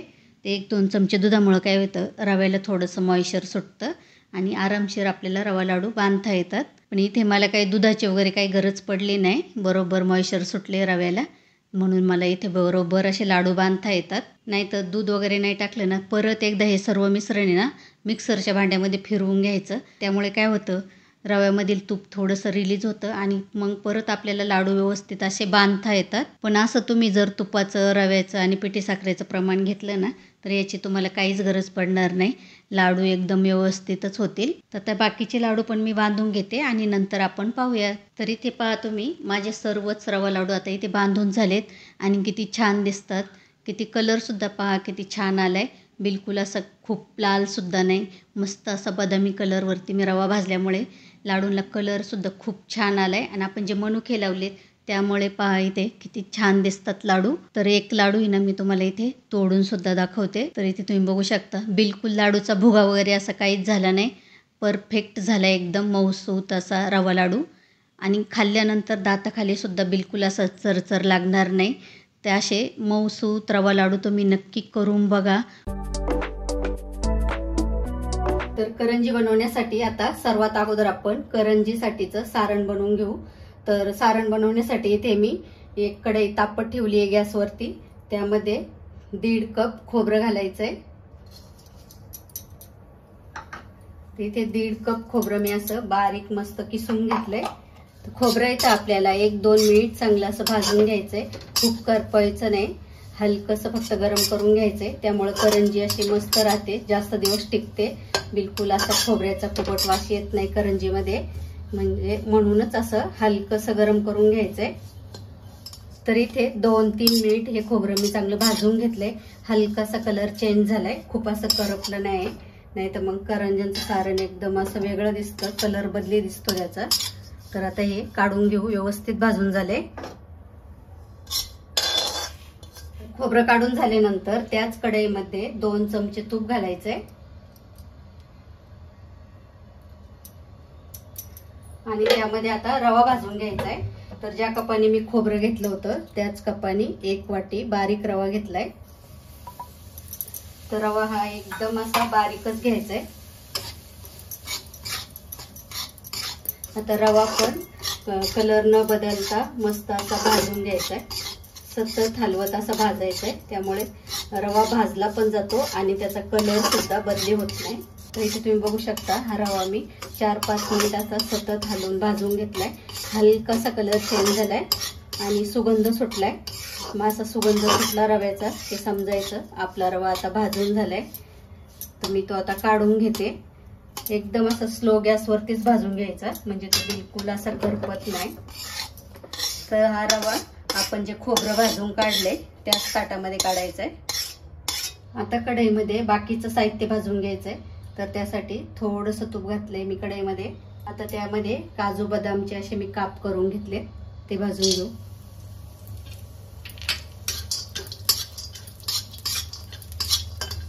थोडं थोडं तूप घालून व्यवस्थित भाजून घ्यायचं। काजू बदाम इथं व्यवस्थित असे भाजून झाले, ते काढून घेऊ। आता परत कढईमध्ये थोडंसं तूप घातले, त्यामध्ये आता चारोळे भाजून घेऊ। चारोळे पण छान भाजून झाले, ते काढून घेते मी। तर आता कढईमध्ये खसखस भाजायची आहे, तर 1 चमचा खसखस घेतली आहे। काजू बदाम हे 2-2 चमचे घेतले, चारोळे पण मी 2 चमचे घेतले आणि खसखस इथे 1 चमचा घेतली आहे। खसखस पण मस्त तुपामध्ये व्यवस्थित आता भाजून झाली आहे, फुलली आहे मस्त, ती पण काढून घेते। तर इथं भाजलेलं सर्व साहित्य मी एका ताटामध्ये काढून घेतले। आता ते व्यवस्थित असं मिक्स करून घ्यायचंय। रवा वगैरे गरम आहे, तर ते आता थंड करून घ्यायचंय आणि नंतरच त्यामध्ये पिठी साखर घालायची आहे, कारण गरम गरम पिठी साखर घातली तर मग त्याला मॉइश्चर पकडतं आणि सारणच्या अशा गुठळ्या तयार होतात। ते आता थोडंसं थंड करून घेऊ। तर इथे रवा वगैरे सर्व थंड झाले, तर त्यामध्ये पिठी साखर घालायची आहे। तर इथे मी 1 कपापेक्षा थोडी कमी अशी पिठी साखर घेतली आहे, ती घालते त्यामध्ये। आणि तुम्हाला जर जास्त गोड लागत असेल तर 1 कप पूर्ण घातला तरी सुद्धा चालतं। तर पिठी साखर मिक्स करण्या अगोदर त्यामध्ये आता इथे अर्धा चमच मी वेलची पावडर घेतली आहे, ती घालते। 2-3 चमचे मनुके घेतले, ते घालायचे आणि थोडंसं जायफळ किसून घालायचंय।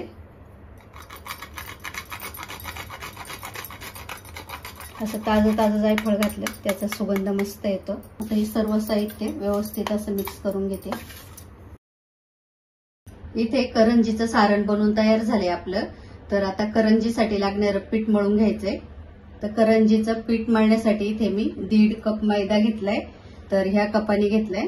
आता त्यामध्ये पाव कप रवा घालायचा आहे, तर इथे मी पाव कप बारीक रवा घेतलाय, तो घालायचा आहे। आता त्यामध्ये थोडंसं मीठ घालायचंय। आता हे व्यवस्थित असं मिक्स करून घ्यायचंय। तर इथे रवा, पीठ आणि मीठ व्यवस्थित मिक्स झाले, तर त्यामध्ये आता तुपाचं मोहन टाकायचंय। तर इथे मी 2 चमचे तूप एकदम असं कडकडीत गरम करून घेतलंय। तर तूप टाकताना असं एकदम गरम करूनच टाकायचंय आणि सुरुवातीला असं चमच्याने हलवायचं, कारण तूप गरम आहे। तर इथे कडकडीत असं तूप टाकलं तर करंजीचं वरचं आवरण हे मस्त असं खुसखुशीत होतं। तर आता इथे मी चमच्याने व्यवस्थित तूप मिक्स करून घेतलंय, पण आता हाताने पूर्ण असं मैद्याला हे तूप आहे ते चांगलं असं चोळून घ्यायचंय। तर इथे तुपाचं मोहन मी पूर्ण असं मैद्याला चोळून घेतले। तर चोळून झाल्यावरती अशी मूठ करून बघायची, मूठ झाली की समजायचं तुपाचं मोहन हे एकदम असं आपलं व्यवस्थित झालंय, व्यवस्थित मूठ होते। तर आता यामध्ये पिठी साखर घालायची आहे। तर चमचाभर मी इथे पिठी साखर घेतली आहे, ती घालायची आहे आणि व्यवस्थित मिक्स करून घ्यायचंय। तर पिठी साखर टाकल्यामुळे आपण जेव्हा करंजी तळतो तेव्हा मस्त असा करंजीला कलर येतो, म्हणजे ती पिठी साखर तळताना अशी कॅरमल होते आणि करंजीला एकदम मस्त असं सुंदर कलर येतो। तर पिठी साखर सुद्धा मी मैद्यामध्ये आता व्यवस्थित अशी मिक्स करून घेतली आहे। तर सर्व साहित्य व्यवस्थित मिक्स झाले आता मैद्यामध्ये। तर यामध्ये आता थोडं थोडं पाणी घालून पीठ मळून घ्यायचंय, ते एकदम जास्त पाणी नाही घालायचं।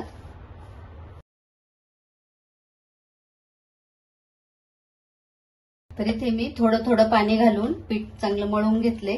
तर हे पीठ सुरुवातीलाच खूप असं घट्ट नाही मळायचं, कारण यामध्ये आपण रवा वापरलाय, ते नंतर भिजल्यावरती अजून घट्ट होतं, म्हणून सुरुवातीला थोडं असं सैलच ठेवायचं।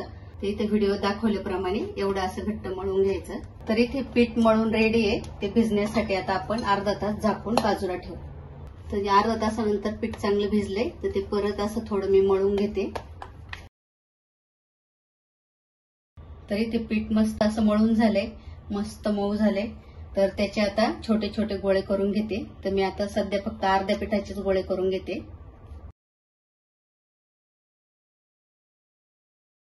इथे मी काही पिठाचे असे गोळे करून घेतले आणि उरलेले पीठ आहे ते आता थोड्या वेळ झाकून ठेवते बाजूला। तर आता करंजी आपण बनवून घेऊया। त्यासाठी आता हा पिठाचा एक गोळा घ्यायचा आहे, इथे पोळपाट घेतलाय मी आणि करंजी लाटण्यासाठी मैदाच घेतलाय। तर मैद्यामध्ये आता हा गोळा बुडवायचा आहे आणि आता करंजी लाटून घेऊया। तर असं थोडं थोडं मैदा लावून हे पिठाचा गोळा येतो असं मस्त लाटून घ्यायचा आहे. खूप असं ही पारी जाड पण नाही करायची आणि खूप पातळ सुद्धा नाही करायची. तरी ते तुम्ही बघू शकता एक अशी लाटी मी लाटून घेतली आहे. एवढी अशी पातळ आहे, खूप जाड पण नाही आणि खूप पातळ सुद्धा नाही. तर याच्यात आपण करंजी बनवून घेऊ. तर करंजी बनवण्यासाठी इथे माझ्याकडे असा करंजी बनवायचा साचा आहे. तुम्हाला पाहिजे तर तुम्ही असं ग्लास तांब्या यावर सुद्धा कापून घेऊ शकता. पण माझ्याकडे इथे साचा आहे हा.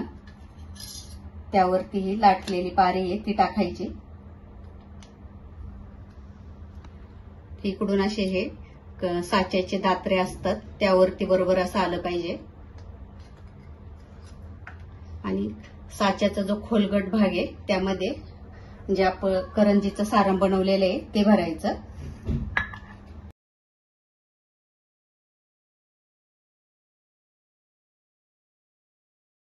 तिथे मी 2 चमचे सारण टाकले, कारण हा चमचा मोठा आहे त्यामुळे बरोबर असं 2 चमचे सारण बसले. तर तुमचा साचा केवढा आहे त्यानुसार तुम्हाला सारण लागू शकतं. तर आता साचा बंद करण्या अगोदर दात्र्यांचा जो भाग आहे तिथे आपल्याला दुधाचं बोट लावून घ्यायचंय पारीवरती. म्हणजे करंजी जेव्हा आपण कापतो तेव्हा ती अशी फुटत नाही, दुधामुळे अशी मस्त चिटकते. सगळीकडून असं दूध लावून घ्यायचं आणि मग नंतर हा इकडचा भाग आहे लाटलेला तो असं यावरती टाकायचा आहे आणि साचा बंद करून असं सर्व बाजूंनी दाबून घ्यायचंय.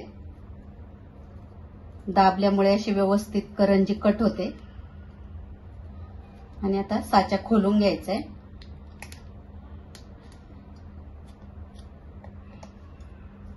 कट झाली आहे तरी पण असं थोडंसं बोट फिरवायचं परत आणि जे कट केलेलं पीठ आहे ते असं काढून घ्यायचं. आता ही करंजी आपली तयार झाली आहे ते मी काढून घेते.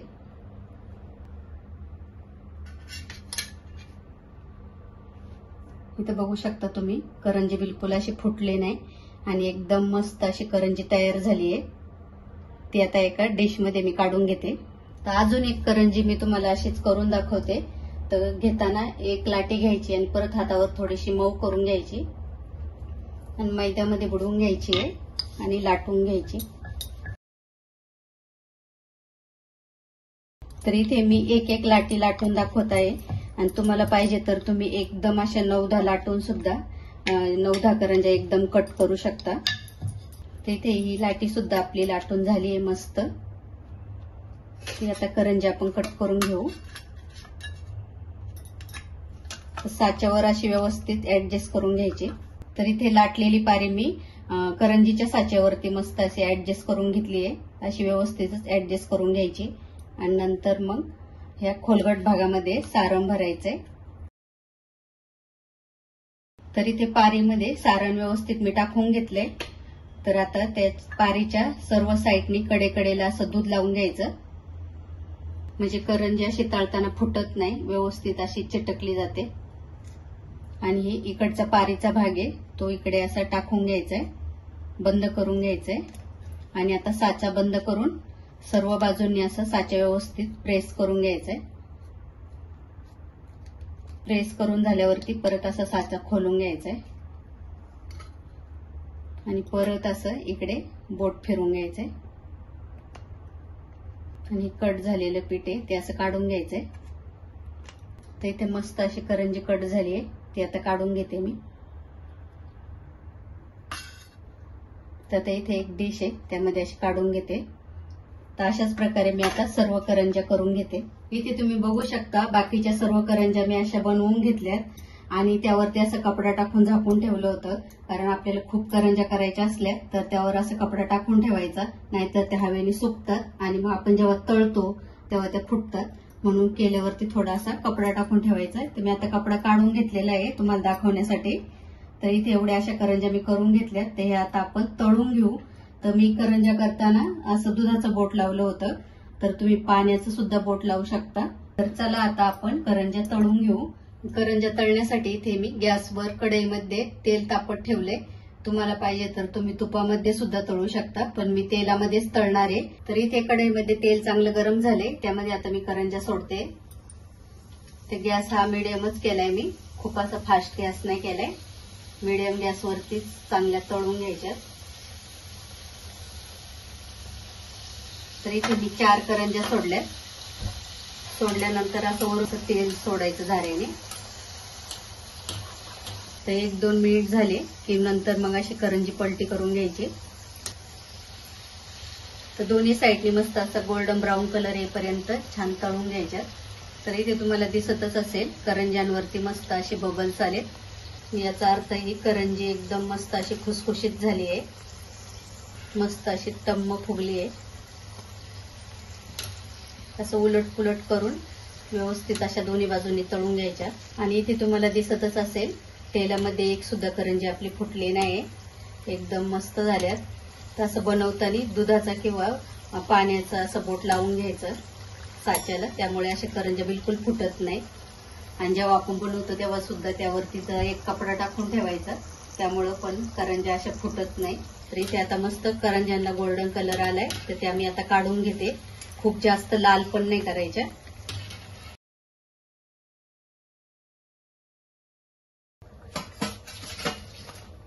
मस्त कुरकुरीत झाल्यात. तर बाकीच्या करंज्या सुद्धा मी आता अशाच तळून घेते.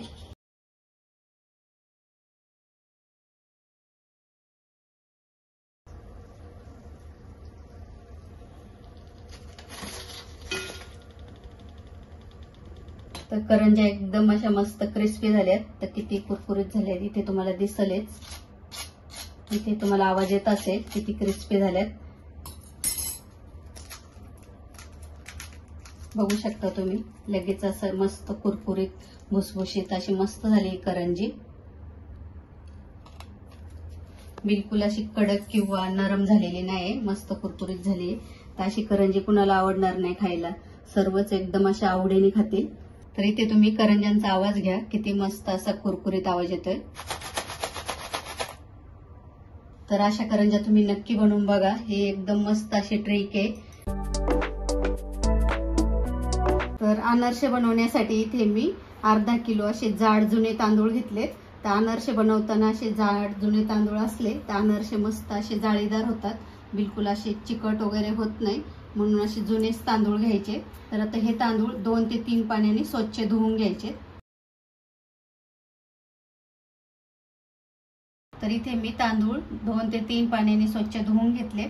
तर हे तांदूळ आपल्याला 3 दिवस भिजत ठेवायचे, पण 3 दिवस प्रत्येक दिवशी आपल्याला याचं पाणी इथे बदली करायचंय आणि यामध्ये दुसरं पाणी टाकून परत असं भिजत ठेवायचे. आणि चौथ्या दिवशी हे पाण्यातून काढायचेत आपल्याला. तर ते तुम्हाला मी नंतर दाखवेलच. तर सध्या आपण आता यामध्ये भरपूर असं पाणी घालून भिजत ठेवूया. तर इथे हे तांदूळ मी 3 दिवस आणि 3 रात्र भिजवून घेतलेत.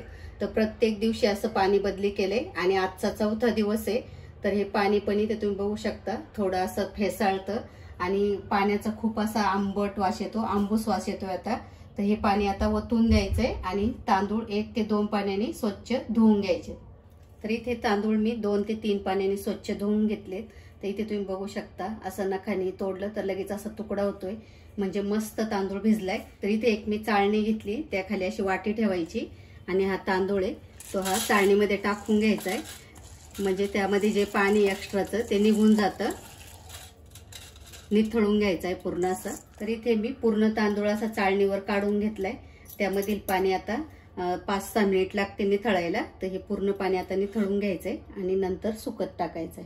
तर इथे तांदळातलं पूर्ण पाणी असं निघून गेलंय, मस्त असं निथळलाय. तो आता मी एका सुती कपड्यावर टाकून घेते. तर हे तांदूळ घरातच सुकवायचे. तर इथे मी एक सुती कपडा टाकलाय, त्यावरती हे तांदूळ टाकून घेते आणि व्यवस्थित असे पसरून घ्यायचे. व्यवस्थित असे पांगून सुकवायला टाकायचे. आणि हे तांदूळ पूर्ण पण नाही सुकवायचे आपल्याला, थोडेसे हलकेसे असे ओलसर पण पाहिजे, एवढेच असे सुकवायचे. 20 मिनिटात किंवा अर्ध्या तासात असे मस्त सुकतात. तर इथे तांदूळ मी आता मस्त असे पसरून घेतलेत. तर किती ओलसर ठेवायचे ते तुम्हाला नंतर दाखवते, कारण हे आपल्याला पूर्ण पण नाही सुकवून घ्यायचे, थोडे असे किंचितसे ओलसरच पाहिजेत. तर हे तांदूळ मी सुती कपड्यावर पंख्याखाली सुकवून घेतलेत बिलकुल असं उन्हामध्ये नाही टाकायचे, पंख्याखाली सुकवायचे आणि इतपत असे सुकवायचे. असं दाबलं की असं चुरा होतोय आणि थोडेसे तांदूळ असे हाताला चिटकतात, म्हणजे थोडेसे असे ओलसरच राहिले पाहिजेत एवढे असे सुकवायचे. तर आता हे तांदूळ आपल्याला वाटून घ्यायचे. तर मिक्सरच्या भांड्यामध्ये वाटायचे. तर त्यासाठी असं छोटं मिक्सरचं भांडं घ्यायचं, म्हणजे त्यामध्ये व्यवस्थित असं बारीक होतं. तर इथे मी असं हे छोटं भांडं घेतलंय मिक्सरचं. तर त्यामध्ये आता वाटून घेते. तर थोडे थोडे तांदूळ घालून एकदम असे बारीक वाटून घ्यायचे. आता हे मी मिक्सरला वाटून घेते. तर इथे तुम्ही बघू शकता तांदूळ एकदम असे मी बारीक वाटून घेतलेत.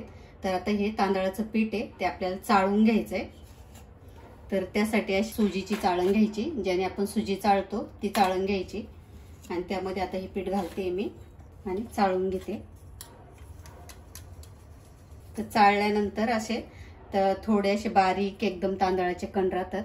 तर ते बाकीचे जे तांदूळ आहेत आपले त्यामध्ये घालून बारीक वाटून घ्यायचे. परत आता हे मी दुसऱ्या तांदळामध्ये घालून सर्व तांदूळ असे वाटून घेते.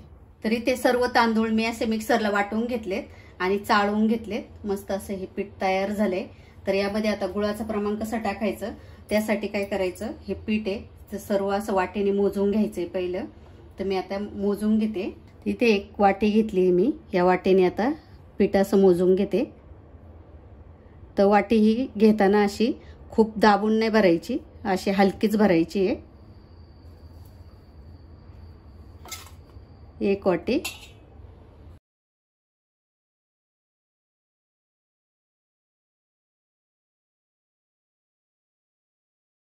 तर इथे माझं हे पीठ तांदळाचं 4 वाटी भरले आणि अजून हे एक अर्धी वाटी आहे, म्हणजे 4.5 वाटी पूर्ण पीठ आहे. तर ही अर्धी वाटी मी बाजूलाच ठेवणार आहे, कारण जेव्हा आपण गुळ कालवतो तर बाय चान्स समजा पातळ झालंच पीठ तर हे आपल्याला वापरता येतं. तर इथे मी 4 वाटी पीठ घेतले. तर 4 वाटीसाठी गुळ किती घालायचं ते सांगते. तर 2 वाटी पीठ असेल तर 2 वाटीसाठी 1 वाटी गुळ घालायचा आहे. तर इथे माझं 4 वाटी पीठ आहे, त्यासाठी मी 2 वाटी गुळ घालणार आहे. तर हे प्रमाण एकदम गुळाचं परफेक्ट आहे. तर आता यामध्ये आपण गुळ घालू. त्यासाठी मी इथे बारीक करून घेतलाय गुळ. तर 1 वाटी भरली पूर्ण पहिली. तर आपलं 4 वाट्या पीठ आहे, त्यामुळे इथे आपल्याला 2 वाट्या गुळ घालायचा आहे, म्हणजे जेवढं पीठ आहे त्याच्या अर्धा गुळ घालायचा आहे. तर 1 वाटी घातली आहे आणि आता ही दुसरी वाटी हा पण गुळ घालते यामध्ये. मी ते आपला 2 वाटी गुळ घालून झालाय. तर हा गुळ आता व्यवस्थित पिठामध्ये मिक्स करून घ्यायचा आहे. पूर्ण असं पिठामध्ये एक जीव झालं पाहिजे. तर हाताने करायला खूप असा वेळ लागतो आपल्याला. तर हे मिक्सरमध्ये केलं तर आपलं काम एकदम सोपं होतं, झटपट होतं सगळं. तर सुरुवातीला फक्त असं थोडंसं हाताने मी मिक्स करून घेते आणि नंतर मग मिक्सरमध्ये वाटते. परत जरा मिक्सरमध्ये फिरवून घेतलं की लगेच असं मिक्स होईल. आता हे पीठ मिक्सरमध्ये थोडं थोडं टाकून फिरवून घ्यायचं. तर इथे तुम्हाला दिसतच असेल थोडंसं पीठ असं मी मिक्सरमध्ये फिरवून घेतलंय, तर लगेच असं एकदम एकजीव झालंय. तर आता हे वाटलेलं पीठ आहे ते असं मी काढून घेते आणि बाकीचं सुद्धा पीठ असंच मिक्सरला फिरवून घेते. तरी ते सर्व अनारशांचं पीठ मी मिक्सरला फिरवून घेतलंय. तर आता हे पीठ व्यवस्थित एकत्र करायचे आणि याचे गोळे करून घ्यायचे.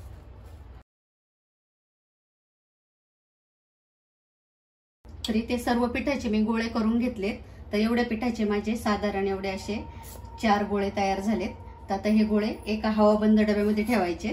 तर त्यासाठी इथे मी हा एक डब्बा घेतलाय, त्यामध्ये आता ठेवायचे. तर आता हे सर्व पिठाचे गोळे मी या डब्यामध्ये ठेवलेत. तर ह्या डब्याला आता झाकण लावायचंय आणि 3 दिवस असं उबदार ठिकाणी आंबण्यासाठी म्हणजेच मुरण्यासाठी हे पीठ ठेवून द्यायचे. तर 3 दिवसानंतर आपण पाहूया. तर इथे अनारशाचं पीठ आपण 3 दिवस असं भिजत ठेवलं होतं, ते मस्त मुरलंय. तर हे 4थ्या दिवशी आता मी काढले. तर इथे बघू शकता तुम्ही 4थ्या दिवशी असं झालंय आपलं हे पीठ. तर आता ह्या सर्वच पिठाचे मी अनारसे नाही करणार, फक्त एक गोळा घेणार आहे काढून आणि त्याचेच अनारसे करणार आहे. तर बाकीचं पीठ असंच फ्रीजमध्ये ठेवून द्यायचं. 4 ते 5 महिने आरामशीर टिकतं ते. तेव्हा पाहिजे तेव्हा केव्हाही आपण त्याचे अनारसे करू शकतो. त्यापैकी आता एक गोळा मी काढून घेते. तर एक पिठाचा गोळा मी आता काढून घेतलाय, तो आता असं तोडून दाखवते मी तुम्हाला. तर इथं बघू शकता तुम्ही आतपर्यंत मस्त अशी जाळी पडली पिठाला. तर आता हे पीठ पूर्ण असं तोडून घेते मी. तर असं सुक्क झालंय जरा पीठ, हे पण भिजलंय मस्त. तर आता हे हाताने असं मळून घ्यायचं. खूप ओलं असलं तर असं दूध वगैरे टाकायची काही गरज नाही पडत, आणि सुक्कं असलं तर थोडं असं चमचाभर दूध टाकून मिक्स करून घ्यायचं. तर सुरुवातीला मी फक्त आता हे हातानेच असं फोडून मिक्स करून घेते. असं मिक्स केलं की त्याला असं मॉइश्चर सुटतं, आणि जर ओलं नाही झालं तरच थोडासा असा दुधाचा हात घ्यायचा आहे. तर हे थोडं माझं पीठ सुक्कच आहे, त्यामुळे इथे मी थोडासा असा दुधाचा हात घेते. ते दूध वतताना खूप असं वरून दूध नाही वतायचं, हातावर दूध घ्यायचं आणि दुधाचा हात लावायचा. इथे बघू शकता तुम्ही, फक्त असं थोडासा मी हात ओला करून घेतलाय, कारण आपण एकदम पटकन लगेच जास्त दूध टाकलं तर पीठ पातळ होतं, म्हणून फक्त असा हात भिजवून घ्यायचा थोडासा, त्याला आपोआप असं मॉइश्चर सुटतं. तर इथे तुम्ही बघू शकता एकदम फक्त मी असं चमचाभरच दूध टाकले तरी पण असं पीठ ओरलं झाले, एकदम असं मॉइश्चर सुटलंय मस्त त्याला. दुधापैकी एवढं दूध असं सगळं शिल्लक आहे, 1 चमचाभरच दूध मी वापरलंय, म्हणून असं टाकताना एकदम असं जास्त दूध नाही टाकायचं, फक्त असं थोडासा हात ओला करून घ्यायचा. तर इथे मस्त असा पिठाचा गोळा तयार झालाय. अनारसे थापण्यासाठी इथे पीठ रेडी आहे, त्याचे आता आपण अनारसे थापून घेऊ. तर हे पीठ आहे, थोडं असं पीठ तोडून घ्यायचंय आणि त्याचा असा गोल गोळा तयार करायचा आहे, आणि असं हे करून बघायचं चिरा पडतात का. तिथे एकदम पीठ व्यवस्थित झाले, बिलकुल अशा पिठाला चिरा पडत नाही, असं पीठ पाहिजे. इथे मस्त आता मी पिठाचा गोळा करून घेतलाय. तर अनारसे थापण्यासाठी इथे मी खसखस घेतली थोडीशी, ती खसखस अशी टाकून घ्यायची आहे. तर मी इथे ताटामध्येच अनारसे थापणार आहे, तुम्हाला पाहिजे तर बटर पेपरवर थापले तरी सुद्धा चालते. तर त्यामधले असे खसखसे इकडे टाकून घ्यायचे थोडे,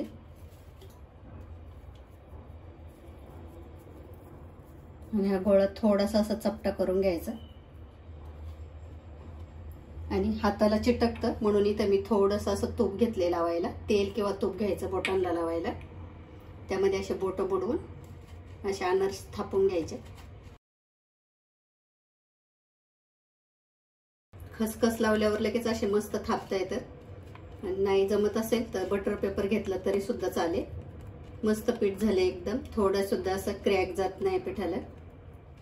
एवढ्या अशा जाडीचा मी अनारसा थापून घेतलाय, तो आता साईडला ठेवते आणि अजून एक अनारसा थापून घेते.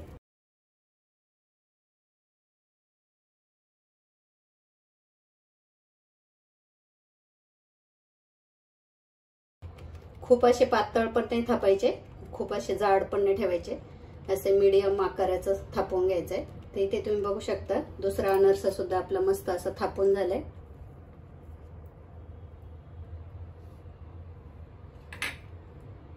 तर आता हे थापले की लगेच असं तळून घ्यायचं, खूप जास्त अनारसे करून नाही ठेवायचे, थोडे थोडे थापूनच असे तळून घ्यायचे. तर इथे मी 4-5 अनारसे थापून घेतलेत, आणि इकडे गॅसवरती कढईमध्ये तेल सुद्धा तापत ठेवले.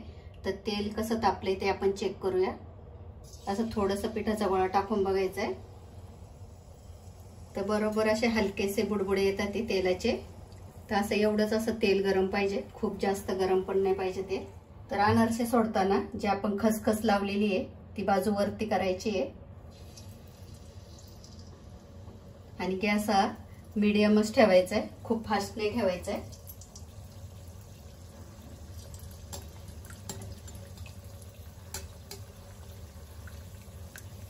खसखसची बाजू वरती करायची आणि असं झाऱ्याने वरच्या बाजूला असं तेल सोडायचं, कारण अनारसा आपण हा एकाच बाजूने तळतो, दुसऱ्या बाजूने बिलकुल हे नाही करायचं. तर वरच्या बाजूने असं तेल सोडत राहायचं, पूर्ण असं वरच्या बाजूने लाल होईपर्यंत अनारसा चांगला तळून घ्यायचा. तर इथे तुम्ही बघू शकता किती मस्त अशी जाळी पडली अनारशाला, मस्त असा फुलून आलाय. फक्त असं वरून तेल सोडत राहायचं म्हणजे वरची बाजू पण छान तळली जाते. मस्त असं लाल झालाय, यापेक्षा पण जास्त लाल नाही करायचा, कारण काढल्यानंतर पण त्याची कुकिंग प्रोसेस चालू असते, त्यामुळे एवढा असा लाल असतानाच काढून घ्यायचा, नंतर तो परत अजून लाल होतो थोडा. तर व्यवस्थित असं आता तेल निथळलंय, तो आता मी डिश मध्ये काढून घेते. इथं डिश मध्ये मी टिश्यू पेपर टाकलाय, थोडंसं काही तेल राहिलं तर ते असं टिश्यू पेपरला निघून जातं. आता बाकीचे अनारसे सुद्धा मी असेच तळून घेते.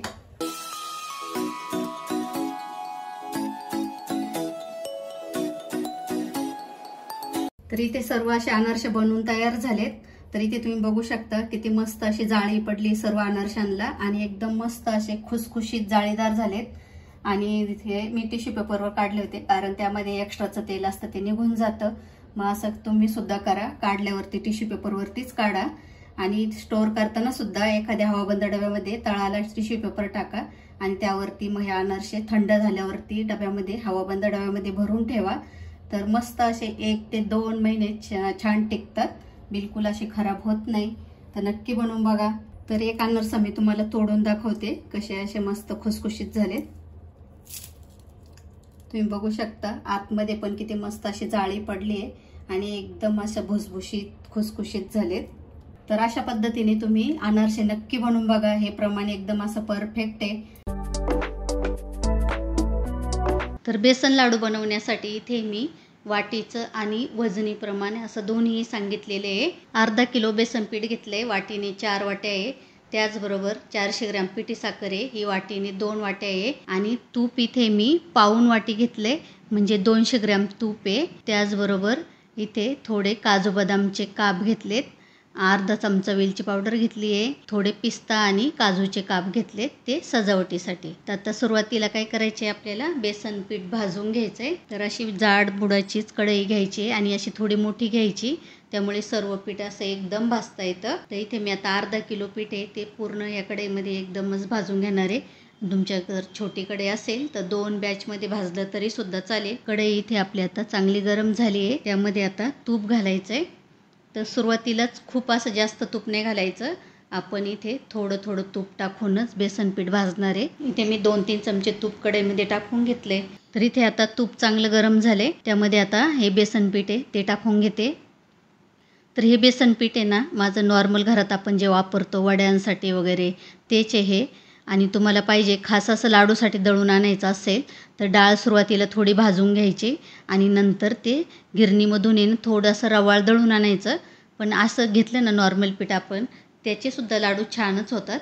तर हे पीठ आपल्याला आता सतत हलवत भाजून घ्यायचं आहे. गॅस हा मध्यमच ठेवायचा आहे, खूप फास्ट गॅसवरती नाही भाजायचं, नाही तर पीठ लगेच असं खाली लागतं आणि करपतं. मग इथे गॅसची आच आहे ना मंदच ठेवायची आहे. तर इथे ना मी 5 मिनिट हे पीठ आता भाजून घेतले आणि त्याच्या थोड्याफार गुठळ्या होतात त्यासुद्धा अशा मोडून घ्यायच्या. तर अजून आता 2-3 चमचे तूप आहे ना मी टाकून घेते. तर असं थोडं थोडंच तूप टाकून भाजायचं आहे, एकदम जास्त तूप घालायचं नाही, मग आपल्याला तुपाचा अंदाज येत नाही. तर आता परत तूप टाकल्यावरती पण काय करायचं, व्यवस्थित असं तुपामध्ये पीठ मिक्स करून घ्यायचं आणि भाजून घ्यायचं आहे. आणि जेवढं आपण तूप जास्त टाकत जाऊ ना तशा गुठळ्यासुद्धा पिठाच्या वाढत जातात, त्यासुद्धा आपल्याला मोडून घ्यायच्यात. आणि पुढे पिठाच्या गुठळ्या पटकन कशा मोडायच्या हे पण मी तुम्हाला सांगणारच आहे. तर इथे अजून 5 ते 6 मिनिट हे पीठ मी व्यवस्थित भाजून घेतलं. आता बाकीचं राहिलेलं तूप आहे ना ते पण आपल्याला घालायचं आहे. तर इथे मी आता सर्वच तूप असं टाकून घेते. आता सर्व तूप टाकल्यानंतर आहे ना व्यवस्थित परत मिक्स करायचं आहे आणि हे पीठ आहे ना भाजून घ्यायचं आहे. तर इथे आपले आता 10 ते 15 मिनिट झालेत हे पीठ भाजते आहे मी. बेसन लाडू बनवायला आहे ना पटकन बनतात, फक्त पीठ भाजायलाच हा खूप जास्त वेळ लागतो. जेव्हा आपण लाडू बांधतो तेव्हा बिलकुल असं काहीच वेळ लागत नाही, एकदम झटपट होतात. पण पीठ भाजायला थोडा जास्त वेळ लागतो. पीठ आहे ना व्यवस्थितच भाजून घ्यायचं, त्यामुळं काय होतं लाडू चवीलासुद्धा खूप छान लागतात आणि त्यांना कलरसुद्धा छान येतो. त्यामुळे पीठ भाजताना ना बिलकुल अशी हायगाई करायची नाही, छानच चांगलं कलर येईपर्यंत भाजून घ्यायचं. तर इथे आता भरपूर अशा पिठाच्या गुठळ्या झाल्यात, कलथ्याने सुद्धा आपण पटकन मोडू शकतो. तर पटकन गुठळ्या मोडण्यासाठी नाही इथे मी असं तांब्या घेतलाय आणि तांब्याने ना असं दाबून लगेच अशा गुठळ्या पटकन मोडल्या जातात. फक्त असं तांब्याने दाबून घ्यायचं आहे पीठ खाली. तर ही ट्रिक तुम्ही नक्की वापरा, झटपट असं पिठाच्या गुठळ्या मोडल्या जातात आणि आपल्याला जास्तीची मेहनत करावी लागत नाही.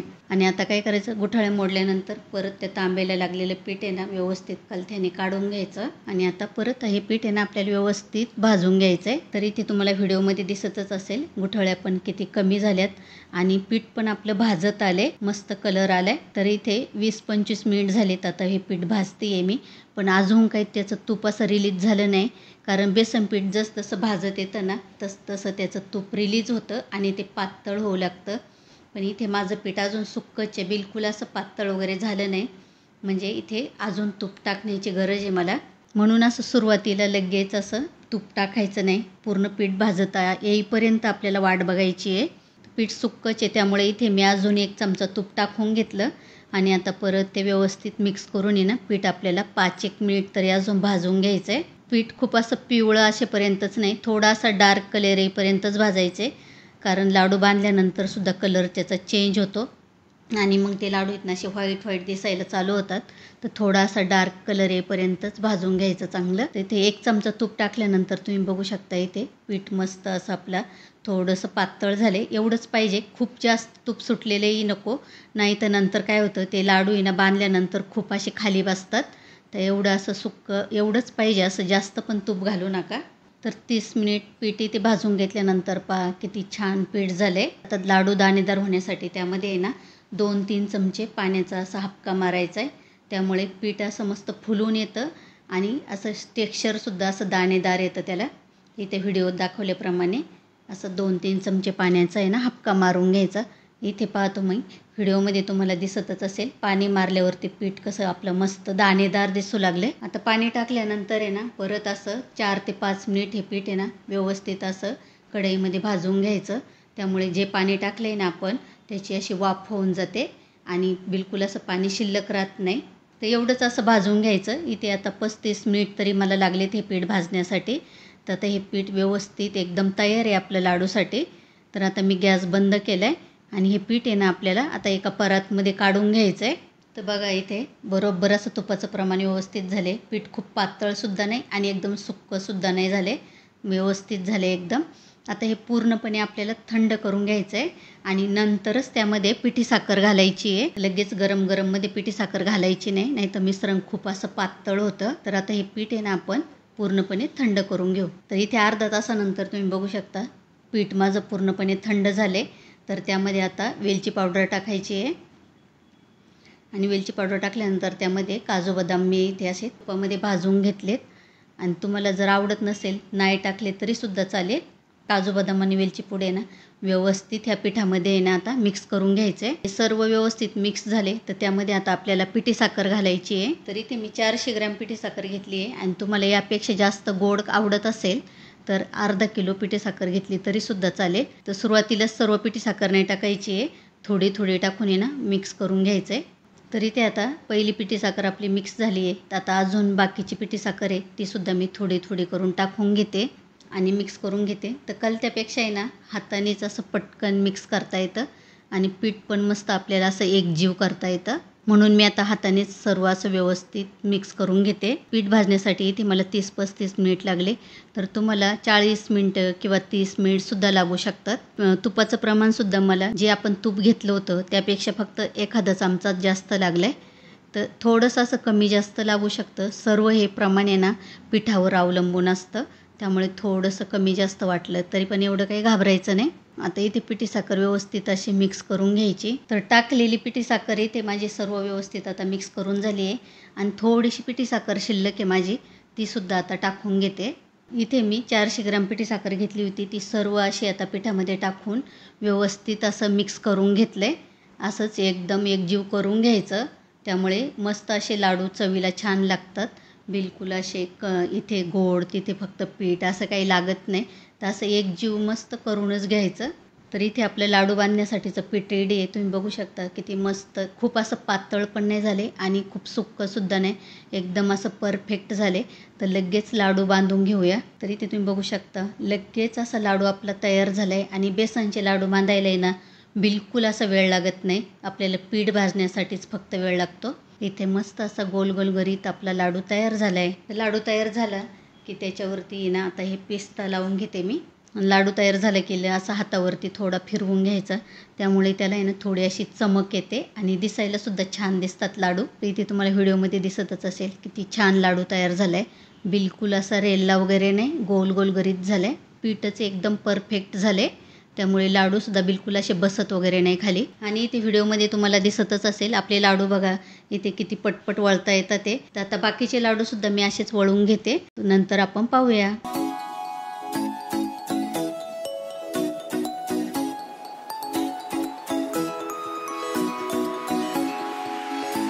तर इथे माझे आता सर्वच लाडू वळून झालेत आणि इथे पहा तुम्ही सर्वच लाडू मस्त असे गोल गोल गरीत झालेत. एकही लाडू असा खाली बसला नाही, मस्तच झालेत.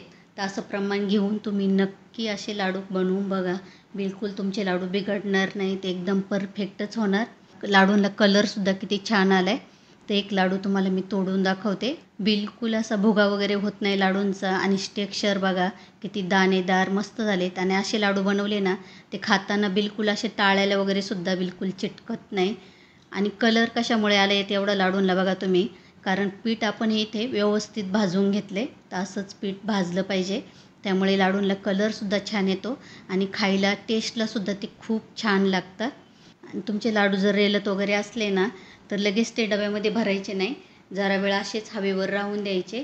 मग त्यामधील तूप आहे ना थोडं थिजतं आणि मग परत लाडू थोडे हातावरती असे फिरवायचे, मग ते गोल गोल गरीत होतात आणि नंतरच डब्यामध्ये भरायचे. तर अशा पद्धतीने तुम्ही प्रमाण घेऊन लाडू करून बघा. नानकट बनवण्यासाठी काय काय साहित्य लागते ते आता आपण पाहूया.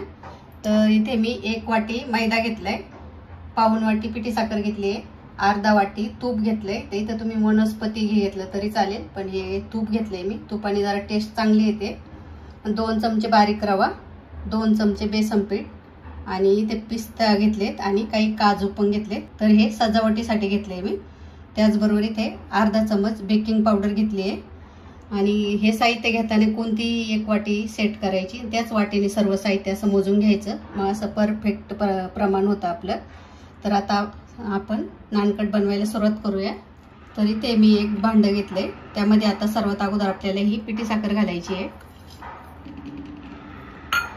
पिठी साखर घातली आहे, तर आता त्यामध्ये आपल्याला हे तूप घालायचं आहे. तर तूप घेताना हे असं खूप घट्ट पण नाही घ्यायचंय आणि खूप असं मेल्ट झालेलं सुद्धा नाही घ्यायचं, असं पातळ, असं मीडियम घ्यायचंय, थोडंसं दाटसर.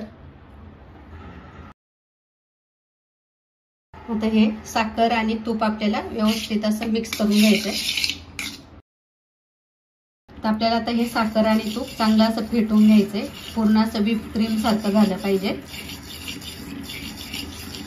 एकदम असं क्रीमी झालं पाहिजे. तर हे असं फेटायला 4 ते 5 मिनिट लागतात.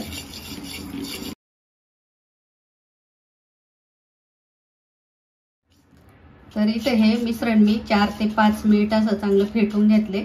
आणि तुम्हाला इथं दिसतच असेल पहिलं त्याचा कलर कसा होता आणि आता कसं झालंय आणि एकदम असं क्रीमी झालंय. तर ही स्टेप खूप महत्त्वाची आहे, असं एवढं हे फेटलंच पाहिजे, मग नानकटे एकदम छान होतात. तर आता हे व्यवस्थित झाले आपलं. तर यामध्ये आता आपल्याला मैदा घालायचा आहे. तर मैदा घालताना असा थोडा चाळूनच घालायचा आहे.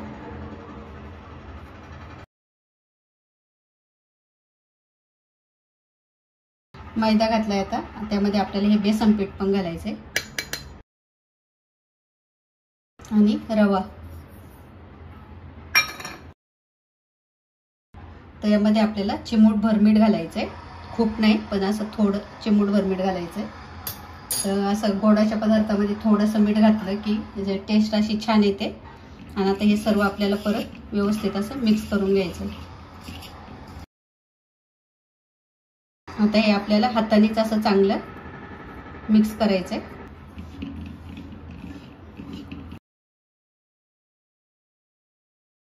आता हे थोडं असं मिक्स झाले. तर आपल्याला यामध्ये आता बेकिंग पावडर घालायची आहे. तर इथे मी अर्धा चमचा बेकिंग पावडर घेतली आहे.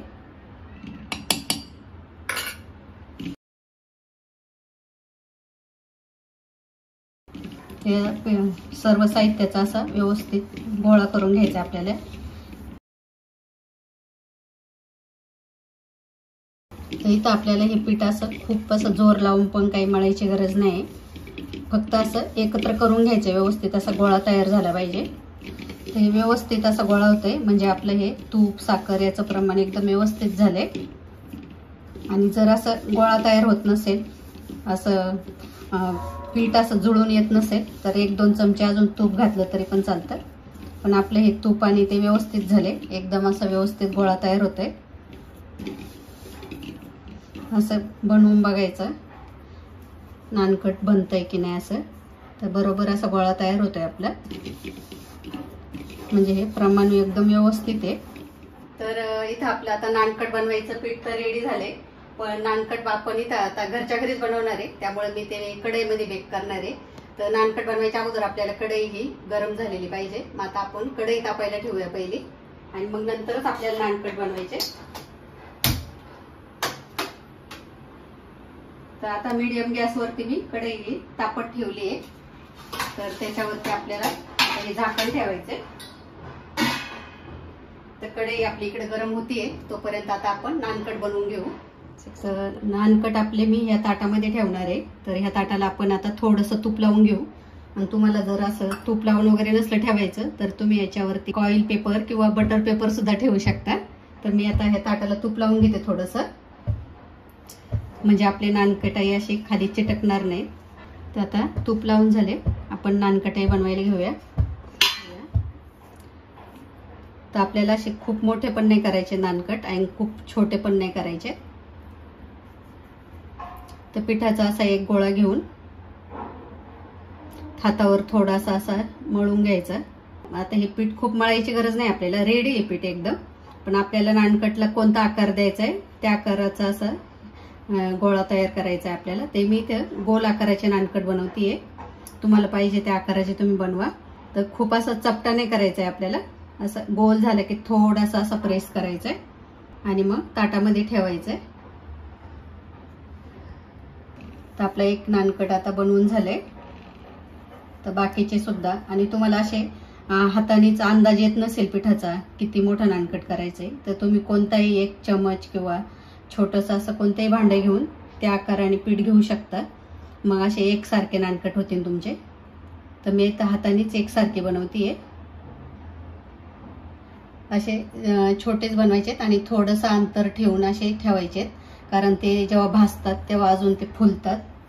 इथे आपले 10 नानकट बनवून झालेत. तर त्यावरती आता आपण सजावटीसाठी पिस्ता आणि काजू लावून घेऊ.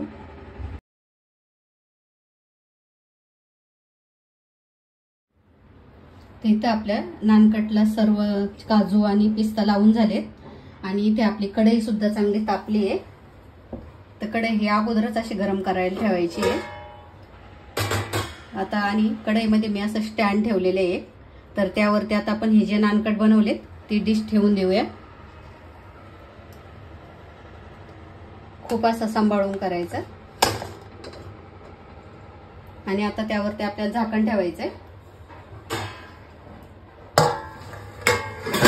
आणि 10 ते 15 मिनिटं एकदम स्लो गॅसवरती, थोडा सुद्धा असा गॅस फास्ट नाही करायचा आहे आपल्याला, एकदम स्लो गॅसवरती 10 ते 15 मिनिटं आपल्याला हे नानकट आता भाजून घ्यायचे चांगले.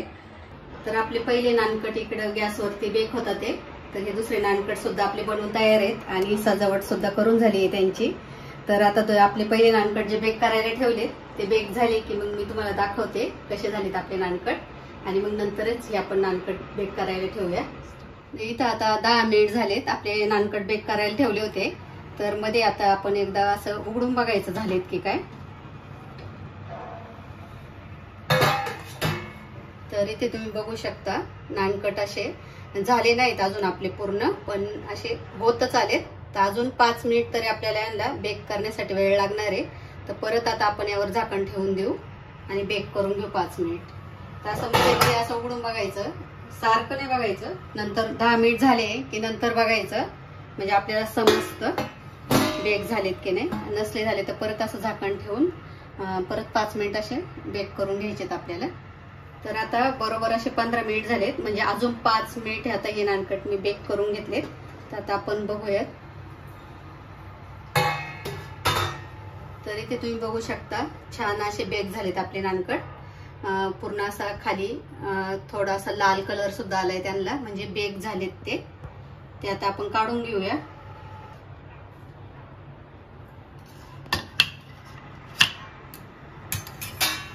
आता हे नानकट तर आपले बेक झालेत. तर आपण हे दुसरे जे नानकट बनवलेत ते सुद्धा आपण आता ह्या कढईमध्ये बेक करून घेऊ.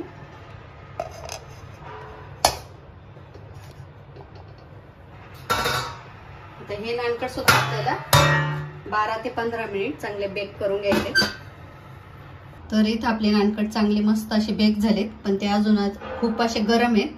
त्यामुळे गरम गरम असे बिलकुल हात लावायचा नाही, कारण गरम असताना ते थोडेसे असे आतमध्ये नरम असतात. पूर्ण थंड झाल्यावरतीच मग बघायचं तोडून. तर आता हे आपण थोडे थंड करून घेऊया. इथं आपले नानकट सगळे बनवून तयार आहेत आणि तुम्ही इथे बघू शकता किती छान कलर आलाय त्यांना. आणि त्याचबरोबर एकदम असे खुसखुशीत झाले. तर आता मी तुम्हाला एक नानकट तोडून दाखवते की किती खुसखुशीत झालेत ते. आणि इथे बघू शकता तुम्ही खाली आणि वरती सुद्धा छान असा कलर आलाय.